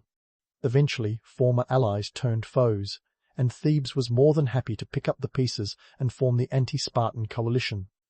The rise of Thebes was like the plot twist no one saw coming. It was the Cinderella story of ancient Greece, with Thebes emerging from the shadows of obscurity to challenge the big boys on the block. Theban leadership under Epaminondas was innovative and charismatic, qualities that Sparta, with its rigid hierarchy, struggled to emulate. If Spartan society was a well-oiled machine, Thebes was a sleek sports car, built for speed and daring maneuvers. Meanwhile, Sparta's political maneuverings were about as subtle as a Spartan's spear thrust. Their attempts to regain lost prestige were hampered by a lack of strategic flexibility and an over-reliance on brute force. You can't solve every problem with a sword, and the Spartans found this out the hard way. Their refusal to adapt to changing political landscapes and military tactics left them stuck in a cycle of diminishing returns. As if internal strife and external foes weren't enough, Mother Nature decided to join the fray. Earthquakes in the 5th century BCE rocked Laconia, causing significant damage and further straining Spartan resources. It was as if the gods themselves were shaking their heads at Spartan hubris. The natural disasters exacerbated the already tense relations with the helots, who saw the chaos as an opportunity to rise against their overlords. The fall of Sparta wasn't a single dramatic event, but rather a slow, inexorable decline, a death by 1,000 cuts, each delivered by their own hubris, inflexibility, and the relentless march of history. By the time the Romans rolled in, raising their eyebrows at the once great city-state, Sparta was a shadow of its former self. They became more of a historical curiosity, a cautionary tale about the dangers of resting on your laurels. But don't let the grim reality overshadow the romance. The legend of Sparta endures, thanks in part to their indomitable spirit and the aura of invincibility they cultivated. It's a testament to the power of myth-making, where the story of 300 brave souls at Thermopylae overshadows the messy complexities of their society. We love a good underdog story, and the Spartans, despite their flaws, fit the bill when they stood against the tides of history. So, as we leave behind the crumbling ruins of Spartan power, let's take a moment to appreciate the duality of their legacy, the gritty reality of a society built on the backs of others, and the romantic allure of warriors who lived and died by the sword. But don't hang up your hoplons just yet. There's more to uncover in this tale of glory and decline, as we turn our gaze to the broader implications of Spartan history and its lessons for the ages. Stay with me, because the story isn't over. There are more myths to bust and truths to unveil as we continue our journey through the annals of history. And there we have it, folks. The Spartans, those legendary warriors whose very name conjures images of bronze-clad heroes standing resolute against impossible odds. But as we've seen, their real story is a fascinating tapestry of triumph and tragedy, myth and reality, woven together with threads of discipline, ambition, and a fair amount of human folly. Now, let's take a step back and ponder the enduring legacy of these ancient powerhouses. Fast forward a few millennia, and the Spartans are still living rent-free in our collective imaginations. From Hollywood blockbusters to motivational gym posters, the image of the Spartan warrior, undaunted, unyielding, and, let's be honest, a bit terrifying, remains a potent symbol of strength and resilience. But why does this martial society, which ultimately fell from grace, continue to captivate us? Perhaps it's because they represent an ideal we all secretly admire, the ability to face insurmountable challenges with grit and determination, even when the odds are stacked higher than a Persian army. The romanticized version of Sparta is like the ultimate action hero narrative, complete with epic battles, noble sacrifices, and a catchy catchphrase or two. Come back with your shield or on it. Doesn't just sound cool, it's a distillation of Spartan ethos that resonates with our modern obsession with perseverance and success at any cost. Yet, while the idea of a warrior society that values honor above life itself is intoxicating, it's also a double-edged sword, one that cuts both ways when we examine the less glamorous aspects of Spartan life. Take the agoge, for instance. While it produced warriors who could make a Navy SEAL break a sweat, it was also a system that stripped individuality in favor of collective identity. In today's world, where personal expression is celebrated, the Spartan model seems harsh and almost dystopian. And let's not forget the helots, whose forced labor underpinned the Spartan war machine. Their story is a sobering reminder that the pursuit of greatness often leaves a trail of injustice and exploitation in its wake. Yet, despite, or perhaps because of, these complexities, the Spartan legacy endures, offering both cautionary tales and inspirational motifs. On one hand, they teach us the perils of over-reliance on military dominance and the dangers of a rigid society that refuses to adapt. Like a cautionary fable, their decline warns against the hubris of believing that past glory can substitute for future innovation. On the other hand, their story is also one of resilience and unity. The phalanx, with its interlocking shields, is a powerful metaphor for the strength found in solidarity. It's a lesson that transcends time, that when individuals band together, they can achieve remarkable feats. This idea of collective strength is as relevant today as it was on the battlefields of Thermopylae and Plataea.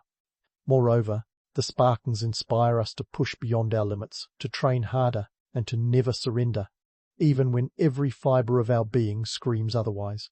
In a world filled with uncertainty, the Spartan spirit serves as a beacon of perseverance, reminding us that true strength isn't just about physical prowess, but also about mental fortitude and unwavering resolve. But let's not get too misty-eyed here. It's crucial to remember that the Spartans were, after all, products of their time, with all the complexities and contradictions that entails. They were a people who embodied both the best and worst of human nature, capable of incredible feats of courage and equally capable of harsh brutality. Their story is a mirror, reflecting both our highest aspirations and our deepest flaws. So, what can we take away from the Spartan legacy, besides a newfound appreciation for modern conveniences like central heating and democracy? Perhaps it's the understanding that greatness is multifaceted, that true heroism often involves sacrifice and struggle, and that every legend is rooted in reality. The allure of Sparta lies not just in their martial prowess, but in the rich tapestry of their history, one filled with triumphs, tragedies, and timeless lessons. As we close the scroll on this chapter of ancient history, remember this: the Spartans, with their spears and shields, were not just warriors, they were storytellers, crafting a narrative of resilience that continues to echo through the ages. Their legacy is more than just a tale of battles won and lost. It's a testament to the enduring human spirit, a reminder that even in the face of overwhelming odds, we have the power to shape our destiny.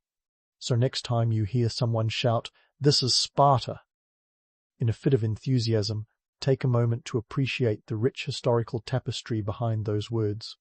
Because, while the Spartans may have marched into the annals of history with their heads held high, their story remains a living testament to the complex, often contradictory nature of human endeavor. And that, my friends, is a legacy worth remembering. You open your eyes to the sound of bustling streets in Shiraz, the 14th century Persian city that's as lively as a beehive on caffeine. Forget any notions of a sleepy backwater.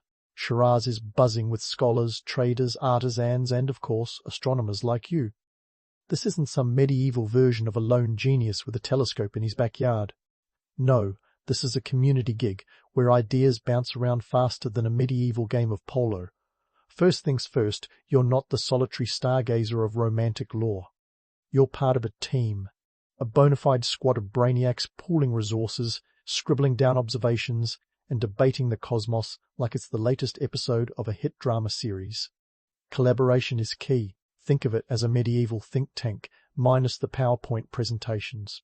The Islamic Golden Age has turned this region into a melting pot of knowledge, where Greek, Indian, and Persian influences mix like a well-stirred cup of saffron tea. Your day kicks off not with a scroll through social media, but with a stroll to the madrasa. This is your alma mater and workplace rolled into one. It's a center of learning where you and your fellow academics gather to dissect the mysteries of the universe. Here, you're surrounded by the scent of ink and parchment, as comforting as the smell of fresh coffee to a modern soul. It's not just about the stars either. You're discussing mathematics, philosophy, and even poetry, because why not? You're living in a multifaceted world where disciplines cross-pollinate like bees in a wildflower field. The tools of your trade are nothing short of fascinating. You've got your astrolabe, the medieval equivalent of a Swiss army knife. This little gizmo can tell you time, measure the height of stars, and even help you navigate across vast lands. And let's not forget the armillary sphere, a skeletal globe that might look like an art installation but is actually a sophisticated model of the heavens. Forget fancy tech. These instruments are the real deal, crafted with precision and a little bit of artistic flair. But let's talk numbers, because it's not all just starry-eyed wonderment. In Shiraz, a city teeming with life and learning, you're dealing with a population of around 50,000. It's a cosmopolitan hub, connected by the intricate trade networks of the Silk Road. This means your work is not just some academic exercise, it has practical applications. The knowledge you and your peers generate can impact navigation, agriculture, and even the Islamic calendar, which, by the way, is no small potatoes when it comes to scheduling religious observances across the Islamic world. Now, let's bust a myth or two. The idea of the lone genius? Romantic, but unrealistic. In reality, your work is a tapestry woven with threads from countless hands. You're standing on the shoulders of giants, like the legendary Al-Tusi, who laid the groundwork for astronomical tables that are still in use. And speaking of collaboration, you're not just talking shop with fellow Persians. Scholars from across the Islamic world are in constant communication, trading ideas faster than a market vendor can haggle over a silk scarf. And what about those romanticized evenings spent gazing at the stars, lost in thought? Sure, there's some of that, but more often you're knee-deep in calculations, trying to make sense of celestial movements.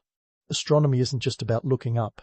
It's about looking down and writing things out, checking your work, debating your findings, and maybe even getting a bit of ink on your robe.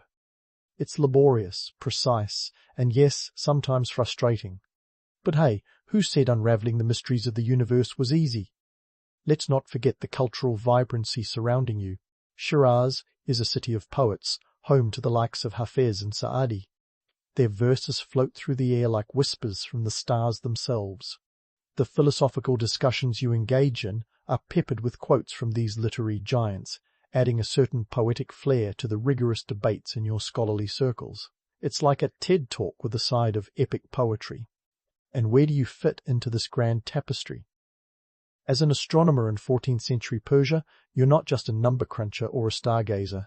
You're part of a tradition that blends science and art, logic and wonder. Your work has the potential to influence navigation, farming, and even the way time is measured and celebrated. It's a heady mix of responsibility and opportunity, with the weight of history on your shoulders and the potential for future generations to build upon your discoveries. So, as you wrap up your day, your mind buzzing with the day's debates and discoveries, you might reflect on this. While the stars may be constant, the world beneath them is ever-changing, shaped by the minds that dare to dream beyond what is known. You're not just mapping the heavens, you're charting the course for those who will follow, one carefully plotted star at a time. Your day may be winding down, but let's rewind and take a closer look at how you got here.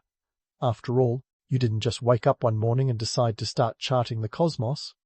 Your journey began years ago at the madrasa, a place as crucial to your career as a good Wi-Fi connection is to a modern-day digital nomad. Here in Shiraz, education is your golden ticket to the universe, or at least a stepping stone to a respectable career in astronomy. Studying under established scholars is no small feat. Ever heard the phrase, standing on the shoulders of giants? Well, in your case, it's more like clambering up a human pyramid of intellect, where everyone hopes not to slip and bring the whole scholarly edifice crashing down. Your mentors are the rock stars of their day, minus the screaming fans and pyrotechnics. They're learned men who've memorized the works of Althussi and others, and they're not just handing out knowledge like candy at a parade. You've got to prove your mettle, showing that you can not only recite, but also innovate. Now, let's talk about the financial side of things. It's not all philosophical musings and celestial observations. There's a real economic grind behind it. Those star maps you're crafting, they're not just artistic expressions, they're valuable commodities. A well-drawn map could cost you the equivalent of several months' wages, especially when you factor in the price of paper, which, mind you, isn't your run-of-the-mill, grocery list scribble material. We're talking about a high-quality, labor-intensive product that's as precious as any modern tech gadget. And speaking of resources, securing the right equipment is a game of who you know. Patronage is your best friend and possibly your worst enemy. The ruling elite control the purse strings, and convincing them to fund your celestial endeavors requires more than just a pretty star chart. You need to prove that your work benefits them, perhaps by improving astrological predictions or contributing to the Islamic calendar, which affects everything from harvests to holy days. It's a delicate balancing act, like dancing on a tightrope with a few too many scrolls tucked under your arm. The societal expectations placed on you are as heavy as a sack of books. You're not just expected to be a whiz at calculations, you must also be a philosopher, poet, and, at times, a political advisor. The elite love a good polymath, someone who can quote the stars and Rumi in the same breath.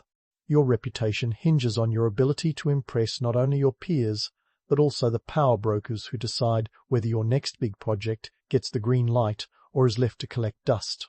Now, let's peek into the competitive academic scene, where rivalry is as fierce as a medieval joust, only with more mathematics and fewer horses. Your fellow scholars are both your colleagues and your competition. You're all vying for the same patronage, prestige, and, let's not forget, the ever-elusive tenure track at the madrasa. The intellectual skirmishes are as thrilling as they are nerve-wracking, with debates that would make a modern-day panel discussion look like a polite tea party. Public observatories are your stage, the place where you strut your intellectual stuff.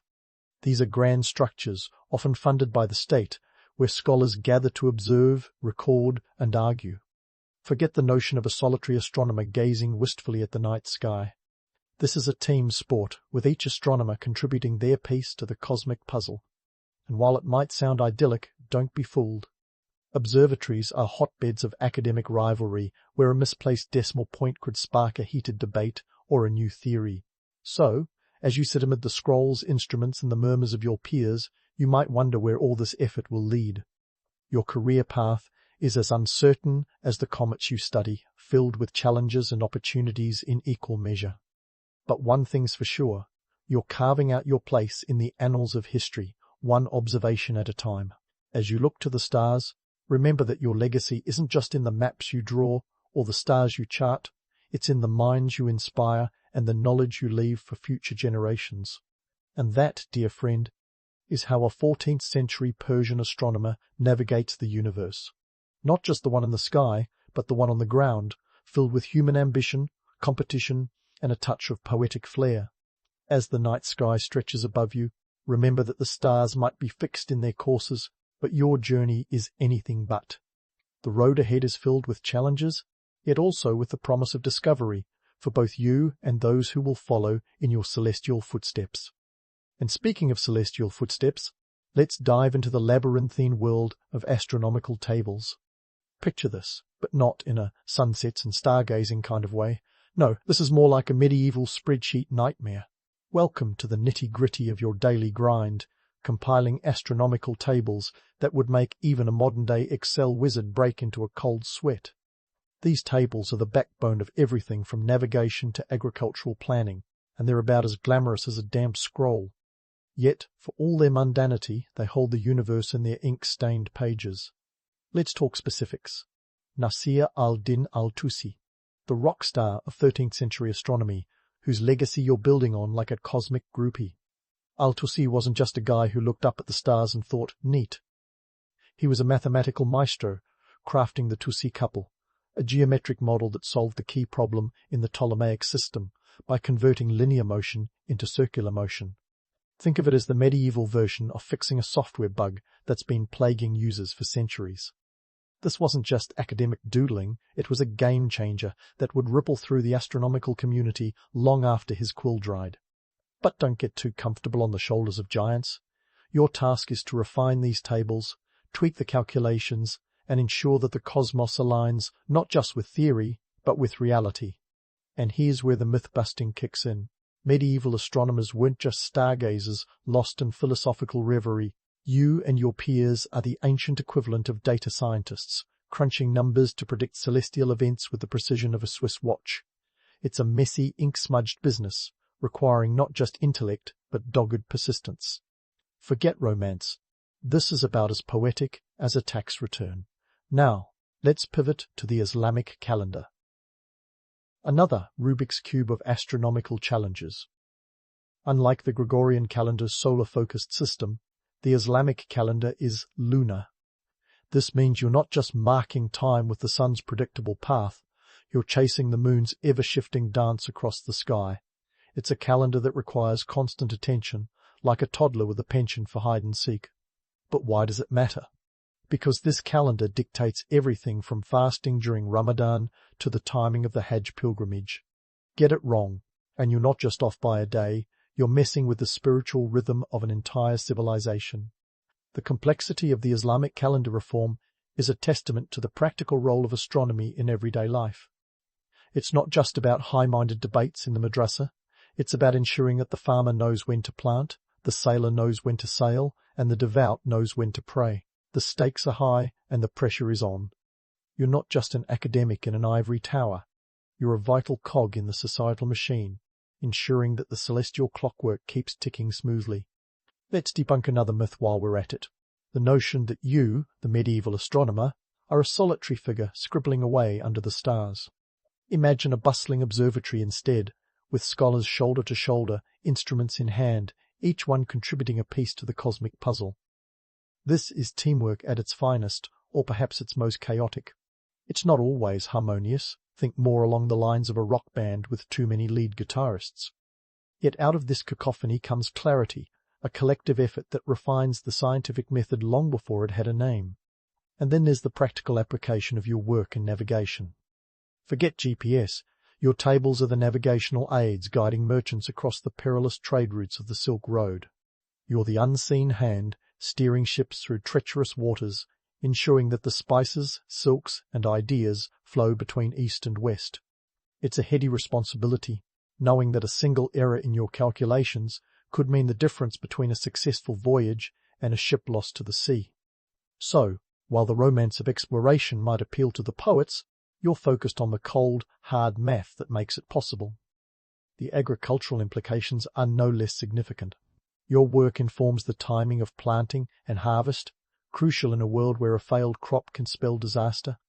You're not just an astronomer, you're an agricultural advisor, ensuring that the empire's breadbasket remains full. And while the stars above may seem distant and detached, your calculations are as grounded as a farmer's plough. It's a reminder that while the heavens may inspire dreams, it's the earth that sustains life. As you navigate this cosmic and terrestrial web, remember that your role is more than just academic. You're a bridge between the abstract and the practical, the celestial and the earthly. It's a dynamic interplay that requires not just knowledge, but wisdom, the ability to see beyond the stars and understand their impact on the world below.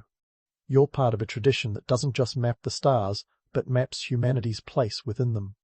And so, as the sun sets on another day, casting long shadows over the scrolls and instruments that define your work, you might find a moment to reflect on the balance of science and art, precision and wonder. You're crafting a legacy that will shape not just your lifetime, but the generations to come. It's a reminder that while the stars may be eternal, the stories we tell about them and the knowledge we glean are ever evolving. So, as you roll up your sleeves and dive back into those astronomical tables, remember that you're not just plotting the heavens, you're charting a course through history. Your work is a testament to the enduring human spirit, always reaching, always questioning, always striving to understand the vast, mysterious universe in which we find ourselves. And that, dear friend, is the true magic of astronomy, not just in the stars above, but in the minds and hearts of those who dare to dream beyond them. The ink isn't even dry on those astronomical tables before you're thrust back into the tumultuous world of political and religious intrigue. You see, being a 14th century Persian astronomer isn't just about scribbling numbers and peering through astrolabes. It's about playing political chess with the powers that be, where the stakes are as high as the heavens you study. And here's where our story takes a sharp turn into the complex, often contradictory realm of medieval power dynamics. First up, let's talk about the patronage game. It's like a medieval crowdfunding campaign, but instead of a slick video pitch, you've got to navigate the whims of the ruling elite. Take Ulugh Beg, for instance, the Timurid prince whose love for the stars was as vast as his empire. In the early 15th century, he built an astronomical observatory in Samarkand that was the envy of the scholarly world.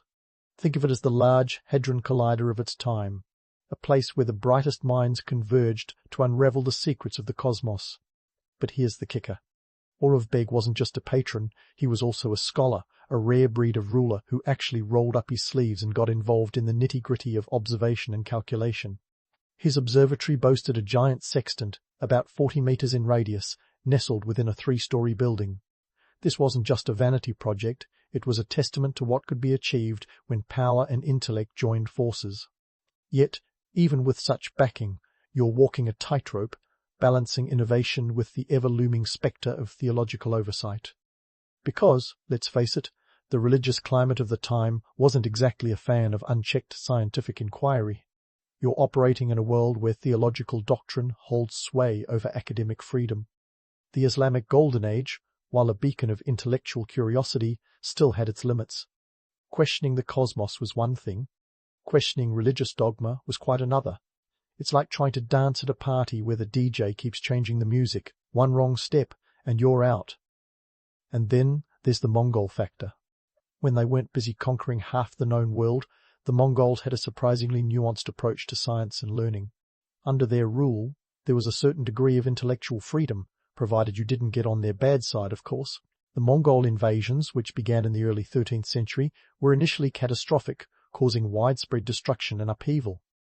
Yet, over time, this very upheaval led to a curious kind of cross-pollination of ideas. The Mongols, despite their fearsome reputation, were actually quite keen on astronomy. Genghis Khan himself was said to have consulted the stars before waging war. His successors, including the illustrious Kublai Khan, continued this tradition, valuing astronomers for their ability to predict celestial events that could be interpreted as omens. It's a reminder that even in the chaos of conquest, there's room for intellectual exchange, though sometimes it's less about the pursuit of knowledge and more about finding out if next Tuesday is a good day for a battle. But let's not romanticize this too much. The Mongol influence was a double-edged sword. On one hand, it facilitated the spread of ideas across their vast empire. On the other, it could be brutally oppressive. Cities like Baghdad, once thriving centers of learning, were reduced to ruins. It's a stark reminder that the march of progress is often trampled by the boots of war. Now, back to your celestial endeavors. You're constantly having to justify your work, not just in terms of academic merit, but in how it aligns with religious beliefs. The Quran, while encouraging the pursuit of knowledge, is interpreted by some as setting boundaries on scientific inquiry. Astronomy is relatively safe, as it's tied to the Islamic calendar and navigation. But probe too deeply into the philosophical implications of the stars, and you might find yourself in hot water faster than you can say heliocentrism. And speaking of balance, let's not forget the economic underpinnings of your research. Patronage is as volatile as the stars themselves, heavily dependent on political stability and the ruler's personal interests. The intricate trade networks of the Silk Road are both a boon and a bane. Sure, they bring wealth and ideas, but they also bring the risk of invasion and political upheaval. You've got to be nimble, ready to adjust your sails to the shifting winds of fortune. In the end, your work is a delicate dance of precision and pragmatism. You're not just charting the stars, you're charting a course through a world where science and religion, power and knowledge are in constant tension. It's a reminder that while the heavens may be immutable, the world below is ever-changing, shaped by human ambition and the relentless pursuit of understanding. So, as you close your books and extinguish the candlelight, remember that each observation, each calculation, is a step on a precarious path. The stars may guide you, but it's the intricate web of politics and faith that determines your journey. And in this cosmic dance, every step counts, for both your legacy and the future of those who dare to look up and dream. So, as you extinguish the candlelight, you might wonder what this cosmic dance has achieved, beyond the immediate worries of patronage and politics. Well, grab your astrolabe and hold on to your turban, because we're diving into the long-term impact of your stellar endeavors. The star charts and celestial theories you and your peers are crafting aren't just pretty pictures for the coffee table, parchment pile. They're laying the groundwork for what will eventually become the scientific revolution. Let's start with the Islamic world. Your work, whether you realize it or not, is like a slow-burning incense, its scent wafting through the corridors of time. Persian astronomers like you have been instrumental in developing the Zij star tables, which are essentially medieval Google Maps for the heavens. These tables aren't just academic exercises, they're practical tools for everything from navigation to timekeeping. By the 15th century, these tables have made their way across the Islamic world, from the bustling markets of Cairo to the scholarly enclaves of Damascus. They're the iPhones of their day. Every self-respecting scholar wants one. Fast forward to the 16th century, and we see the ripple effects of your work reaching Europe. Here's where things get spicy. While Europe is still dusting off the cobwebs of the Middle Ages, the knowledge preserved and expanded upon by Islamic scholars acts as a catalyst for the Renaissance. As translations of Arabic texts make their way into the libraries of European scholars, they're like intellectual dynamite, blowing open the doors to new ways of thinking. Copernicus, that cheeky Polish cleric who dared to upend the universe by placing the sun at the center, was influenced by the translations of Al-Tusi's works. That's right. Your intellectual DNA is all over this heliocentric revolution, even if the history books don't always give you a shout-out. But here's the kicker. While European science is on the up and up, Persian astronomy faces a more tumultuous fate. By the time the 17th century rolls around, the once vibrant centers of learning in the Islamic world are under pressure. The Ottoman Empire, which has long been a patron of science and art, starts to shift focus. The political landscape changes like a kaleidoscope, with power struggles and religious conservatism casting long shadows over intellectual pursuits. Astronomy, once a crown jewel, begins to lose its sheen as theological rigidity clamps down on free inquiry. It's as if Galileo's telescope is pointing in the wrong direction and the stars are fading from view. So, what happened? Well, a cocktail of factors, from the rise of conservative religious authorities to the geopolitical shifts in trade routes, conspire to pull the rug out from under Persian astronomy. The Silk Road, once a bustling artery of commerce and ideas, is sidelined by new sea routes that connect Europe directly to Asia. Like a blockbuster film that's been bootlegged one too many times, the once bright centres of learning find themselves outshone by the rising star of Europe. Yet, even in the midst of this decline, the legacy of Persian astronomy isn't lost. Its influence is like a river, carving paths through the landscape of history, shaping the terrain even as it recedes from view. The mathematical models and observational techniques developed by Persian astronomers find new life in the hands of European scientists. The two-sea couple, for instance, becomes a fundamental concept in the Copernican model. This isn't just academic trivia. It's a reminder that knowledge is a global tapestry, woven from the threads of many cultures, each adding its own colour and texture. And speaking of texture, let's not forget the poetic side of Persian astronomy. The scholars of Shiraz, with their penchant for blending science and art, leave a lasting cultural imprint. Think of Omar Khayyam, the poet-astronomer whose quatrains dance between the stars and the soul. His work reminds us that, while the universe may be a mathematical puzzle, it's also a canvas for human imagination. The stars, after all, aren't just points of light. They're stories waiting to be told, myths to be unravelled, dreams to be dreamt. As we draw this cosmic journey to a close, it's worth pondering the legacy of these 14th century stargazers. They remind us that the pursuit of knowledge is a timeless endeavour, transcending borders and bridging cultures. Their work is a testament to the power of collaboration, the importance of curiosity, and the resilience of the human spirit. And while the stars may be eternal, the stories we weave around them are ever-changing, shaped by the hands of those who dare to look up and wonder. So, next time you glance at a starry sky, take a moment to think of those Persian astronomers, their ink-stained fingers tracing the constellations, their minds reaching beyond the horizon. They may have been constrained by the politics and beliefs of their time, but their legacy is a reminder that true discovery knows no bounds. It's a dance as old as time itself, a celestial symphony where every note counts, an ode to the enduring quest for understanding that defines us all. In the bustling streets of Rome, where the clamour was as relentless as its politics, a young Julius Caesar was learning the art of survival.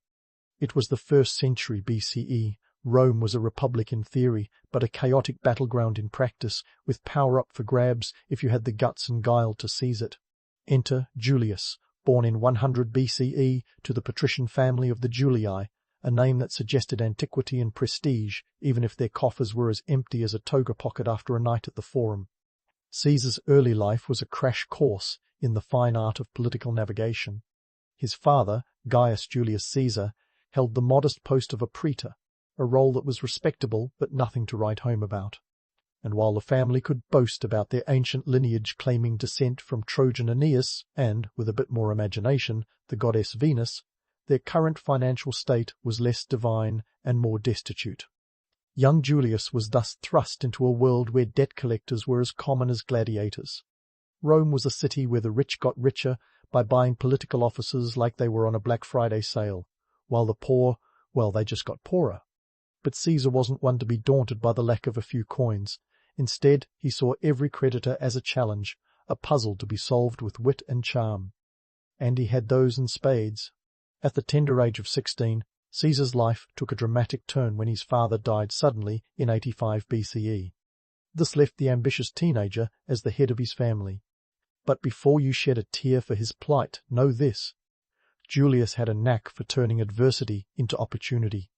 He quickly married Cornelia, the daughter of a powerful ally of the populist faction, an early career move that showed he could play the political game like a master.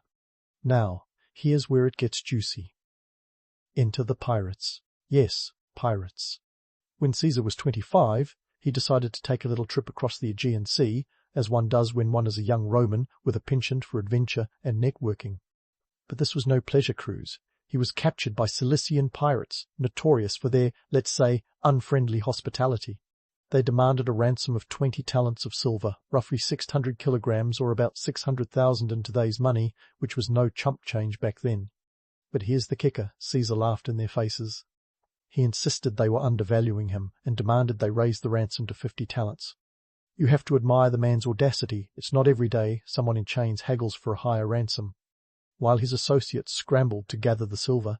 Caesar spent his days mingling with his captors, joining in their games and writing poetry which he recited to them. Legend has it, he promised to return and crucify them for their insolence, a threat delivered with such charm that the pirates thought he was joking. He wasn't. Once freed, Caesar wasted no time. He raised a fleet, hunted down the pirates, and true to his word, had them crucified. But, in a twist of Roman mercy, he first had their throats cut to spare them the agony of a slow death. Now that's what you call keeping a promise with style. Caesar's early years were a testament to his ability to blend charm, ruthlessness, and a flair for the dramatic. He was a man who thrived in chaos, seeing the political instability of Rome not as a hindrance, but as a ripe opportunity.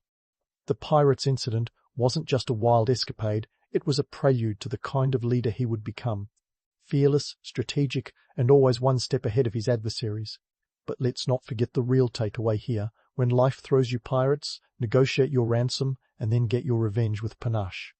Caesar's early life was a whirlwind of ambition tempered by the harsh realities of a Rome where your next move could make or break you. And for Julius, every move was a calculated step towards greatness. And just like that, Caesar was back in Rome, the city that never slept, partly because it was too busy plotting the downfall of the current political favourites. Now, if you think modern politics is a bit of a circus, ancient Rome was a full-blown three-ring extravaganza. It was a place where alliances were as temporary as a Roman summer breeze, and the stakes were as high as the Palatine Hill. Caesar, ever the opportunist, knew he needed to play the game smarter than anyone else. Enter the first triumvirate, a political alliance that would make modern coalitions look like a casual group chat. This was an unholy trinity if ever there was one, composed of Julius Caesar, Gnaeus Pompeius Magnus, better known as Pompey, and Marcus Licinius Crassus. Each brought something unique to the table. Caesar had the ambition and charisma, Pompey had the military clout, and Crassus had the one thing Rome respected above all else, money, and lots of it. We're talking Bezos-level wealth here, folks. But why would these three powerhouses join forces? Simple, mutual benefit. Caesar needed financial backing and military support to climb the greasy pole of Roman politics. Pompey needed the legislation passed to secure land for his veterans, and Crassus, well, he never met a public contract he didn't like. They were like the original power trio, a sort of Roman supergroup, think the Avengers of the Republic if you will, but with togas and more backstabbing.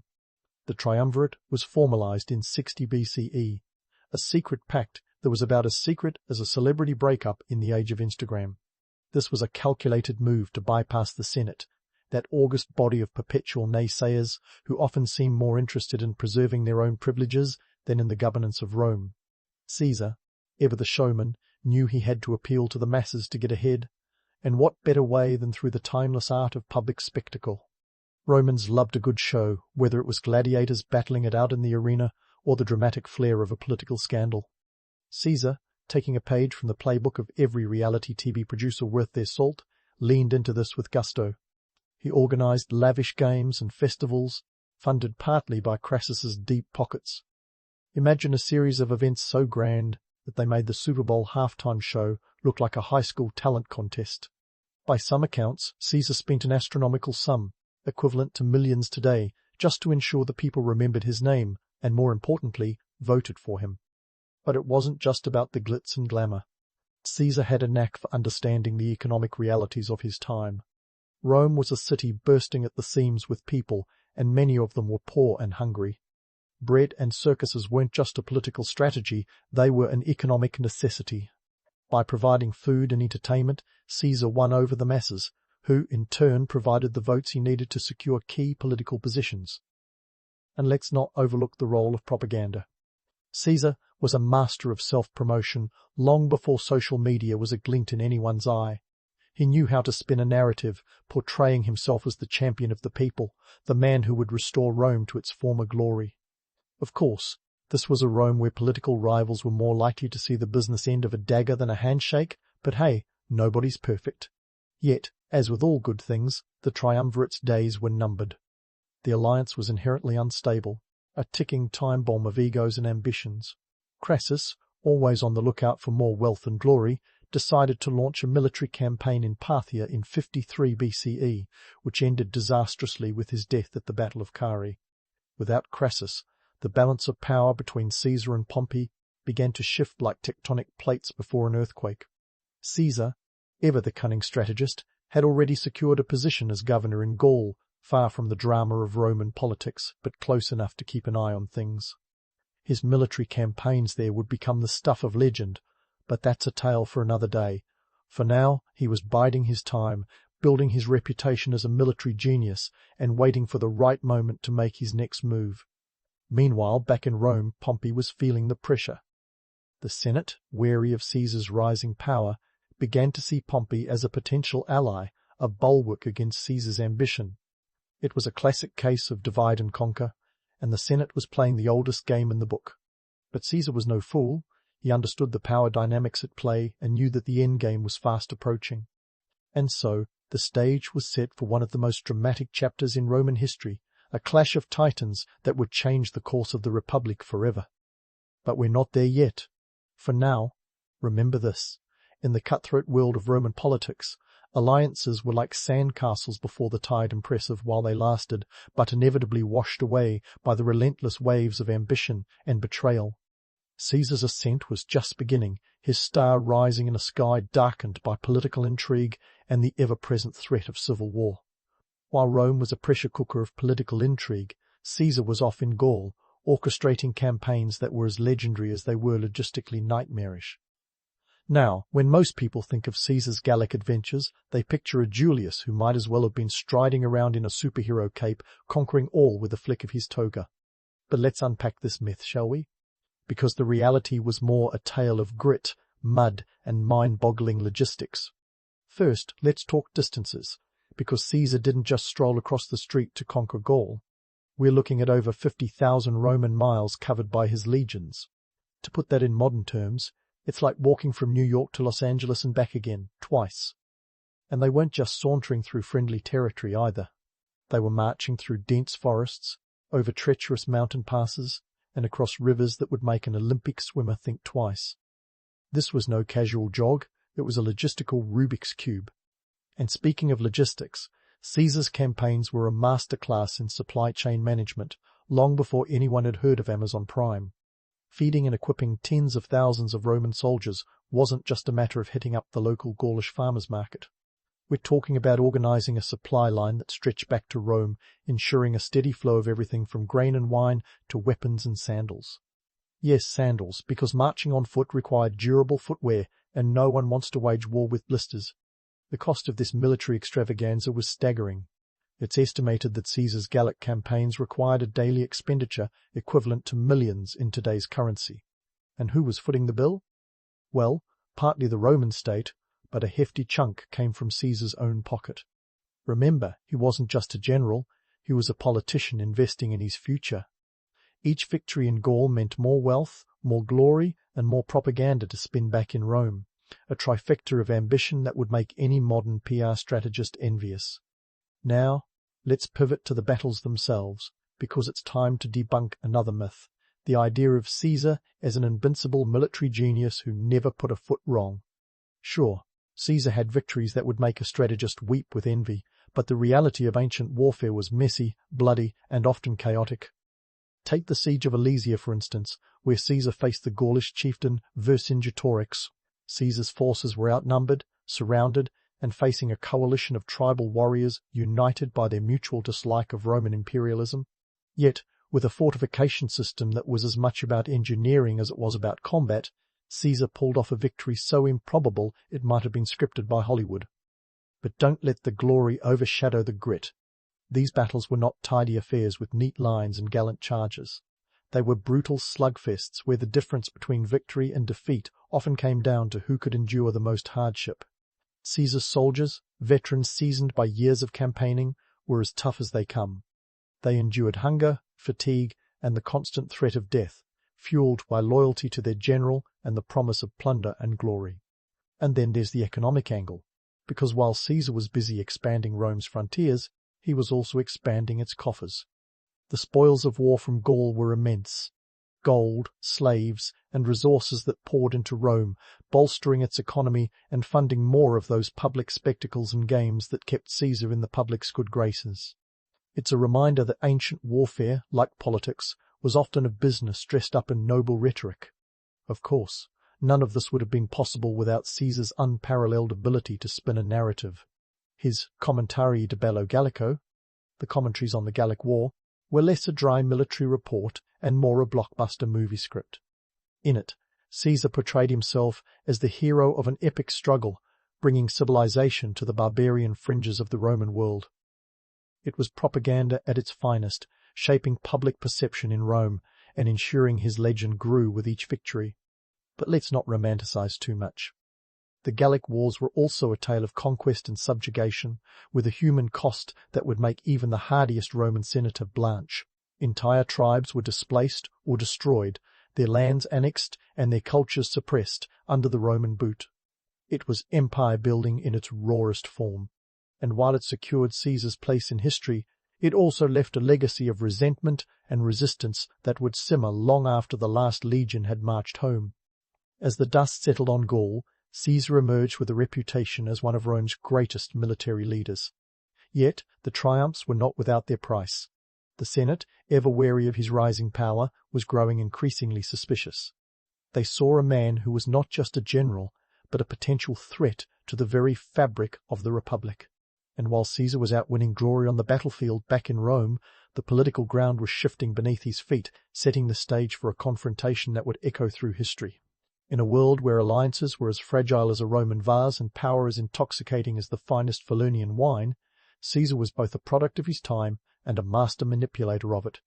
His campaigns in Gaul were a testament to his audacity, brilliance, and ambition. Yet, they were also a prelude to the greater theatre of conflict that awaited him, a stage where the stakes were nothing less than the future of Rome itself. But that's a drama for another day. For now, let's just agree that Caesar was the original multitasker, juggling warfare, politics, and PR with a skill that would make any modern spin doctor green with envy. With Caesar juggling warfare, politics, and PR like a virtuoso, the stage was set for his most audacious act yet, the crossing of the Rubicon in 49 BCE. Now, if you're imagining a grandiose scene with Caesar standing dramatically at the river's edge like a Roman George Washington, let's dial it back a notch. The Rubicon wasn't some mighty river, it was more of a humble stream, barely fit to float a rubber duck. But what it lacked in size, it made up for in significance. Crossing it with an army was a declaration of war against Rome itself. It was the point of no return, the ancient equivalent of hitting send on a particularly incendiary tweet. So why did Caesar take this colossal gamble? Well, the political landscape back in Rome resembled a soap opera, complete with betrayal, shifting alliances, and a Senate that saw Caesar as the biggest threat since Hannibal. The Senate, with Pompey now as its champion, demanded Caesar disband his army and return to Rome as a private citizen. In other words, they wanted him declawed and defanged. But Caesar, who wasn't about to become another footnote in Roman history, had other plans. The stakes were sky high. By crossing the Rubicon, Caesar was betting his life and legacy against an uncertain future. It was an all-in move worthy of the most daring poker player. His famous line, alia iacta est, or the die is cast, captured this bold leap into the abyss. It wasn't just a military maneuver, it was a calculated risk with everything on the line, from his personal safety to the fate of the Roman Republic. Marching south, Caesar wasn't just leading legions, he was steering the course of history. His army, fiercely loyal and battle-hardened from years in Gaul, was a force to be reckoned with. Yet it wasn't all glorious conquests and heroic marches. The reality of the campaign was brutal logistics, supplies, and the constant threat of betrayal were the unromantic details often glossed over in the retelling. Keeping an army fed and motivated wasn't as simple as waving a commander's baton. It required cold, hard cash, and lots of it. Caesar's vast war chest, filled with the spoils of Gaul, was crucial in maintaining morale and ensuring his legion's loyalty. As Caesar advanced, Rome was thrown into chaos. Pompey and the Senate fled the city, heading for Greece to regroup, leaving the capital in a state of panic. This wasn't just a political upheaval, it was a social earthquake, sending shockwaves through Roman society. Now, Forget any notions of the populace joyfully welcoming Caesar with open arms. The reality was a city caught in the grip of fear and uncertainty, citizens unsure whether to cheer or jeer as loyalties were as fluid as the Tiber. The economic implications were just as staggering. As Caesar's forces moved through Italy, the usual trade routes were disrupted and the costs of war began to bite. Farmers and merchants found themselves at the mercy of supply requisitions, an ancient version of wartime rationing. The demand for resources to supply Caesar's army meant that everyday Romans felt the pinch, whether through inflated prices or outright confiscation of goods. But Caesar wasn't just a conqueror, he was a master of optics. He portrayed himself as a liberator, a man of the people against the tyrannical elite. It was a narrative that resonated with many, especially those who saw the Senate as out-of-touch aristocrats more interested in preserving their own power than in the welfare of Rome. In a society where public opinion was as vital as military might, Caesar's ability to spin the story to his advantage was as crucial as any battle won. Yet, for all his charisma, Caesar knew that Rome's loyalty was fickle. His march wasn't just a military campaign, but a political one, requiring a delicate balance of force and diplomacy. He needed to consolidate his control quickly to prevent the Senate and Pompey from gaining the upper hand. It wasn't just about seizing power, but about securing it in a Rome that was as volatile as a barrel of Greek fire. And let's not forget the human cost. As Caesar's forces advanced, the spectre of civil war loomed large. Families were torn apart by divided loyalties, and the threat of violence hung over the city like a dark cloud. This wasn't the romantic rebellion of popular imagination, it was a gritty, ruthless struggle for control, with real lives and livelihoods on the line. Caesar's crossing of the Rubicon marked a pivotal moment in Roman history, a bold act that set the empire on a path of irreversible change. Yet it was also a move fraught with uncertainty, where the only guarantee was that Rome would never be the same again. As the dust settled in the wake of his daring gamble, the question remained, would Caesar emerge as a savior of the Republic or its ultimate undoer? The answer would come not in grand proclamations, but in the gritty, often brutal reality of the civil war that followed, a conflict that would test Caesar's mettle, reshape Rome, and echo through the ages. But that's a tale for another day, as the drama of Rome's power struggle continues to unfold. As the civil war ignited by Caesar's audacious crossing of the Rubicon raged on, it became a test of wills and wits, with Rome itself as the ultimate prize. Caesar's forces clashed with those of Pompey in a series of battles that were less about grand tactics and more about brute perseverance. At the Battle of Pharsalus in 48 BCE, Caesar delivered a decisive blow, outmaneuvering Pompey's larger force with a combination of speed, surprise, and sheer audacity. Imagine the scene, Caesar, outnumbered nearly 2-1, directing his men with the calm of the poker player holding a royal flush. His victory wasn't just military brilliance, it was a testament to his ability to read the battlefield like a chessboard, knowing precisely when to strike and when to hold back. But let's not romanticize, the aftermath was anything but glorious. Pompey fled to Egypt, where he met an ignoble end at the hands of an Egyptian pharaoh eager to curry favor with Caesar. It was a stark reminder that in the ruthless game of Roman politics, allies could become liabilities overnight. Caesar's reaction to Pompey's assassination was a mix of public mourning and private pragmatism, a shrewd play to portray himself as a man of principle, even as he capitalized on the moment to consolidate power. With Pompey out of the way, Caesar returned to Rome, not as a conquering hero, but as a man with a plan that would reshape the Roman world. We're talking about reforms that were as sweeping as they were controversial. First on the agenda was cleaning up the Roman calendar, which was more of a cosmic joke than a reliable timekeeper. Into the Julian calendar, a reform so effective that it remained in use for over 1,600 years, far outlasting the empire itself. Caesar's knack for organization wasn't limited to timekeeping. He also tackled debt relief and land distribution, aiming to stabilize an economy that had been as chaotic as a Roman bacchanalia. Yet, with great power came even greater suspicion. Caesar's reforms, while beneficial to many, also stoked fears that he was aiming for kingship. In a republic that prided itself on its hatred of tyrants, this was akin to waving a red flag at a bull. The Senate, that august body of venerable men with a penchant for backroom deals, began to see Caesar not as a reformer but as an existential threat. His decision to accept the title of dictator for life in 44 BCE was the final straw for many. It was a title that sounded as ominous to the Romans as it does to us today. Now, let's delve into the infamous Ides of March. March 15, 44 BCE, is a date that rings ominously through history. A day when Caesar, the man who had defied the odds time and again, was finally brought down not by an external enemy, but by those who claimed to be his allies. It was a conspiracy that echoed with the drama and intrigue of a Shakespearean tragedy, complete with 60 senators wielding daggers instead of dialogue. The conspiracy was a motley crew of disgruntled elites, including the likes of Brutus and Cassius, men who saw Caesar not as a saviour but as a tyrant in the making. But before we get swept away by the romantic imagery of noble senators defending the Republic, let's take a step back. The assassination was as much about personal vendettas and power plays as it was about preserving freedom. Brutus, often cast as the tragic hero, was a man torn between loyalty and ambition.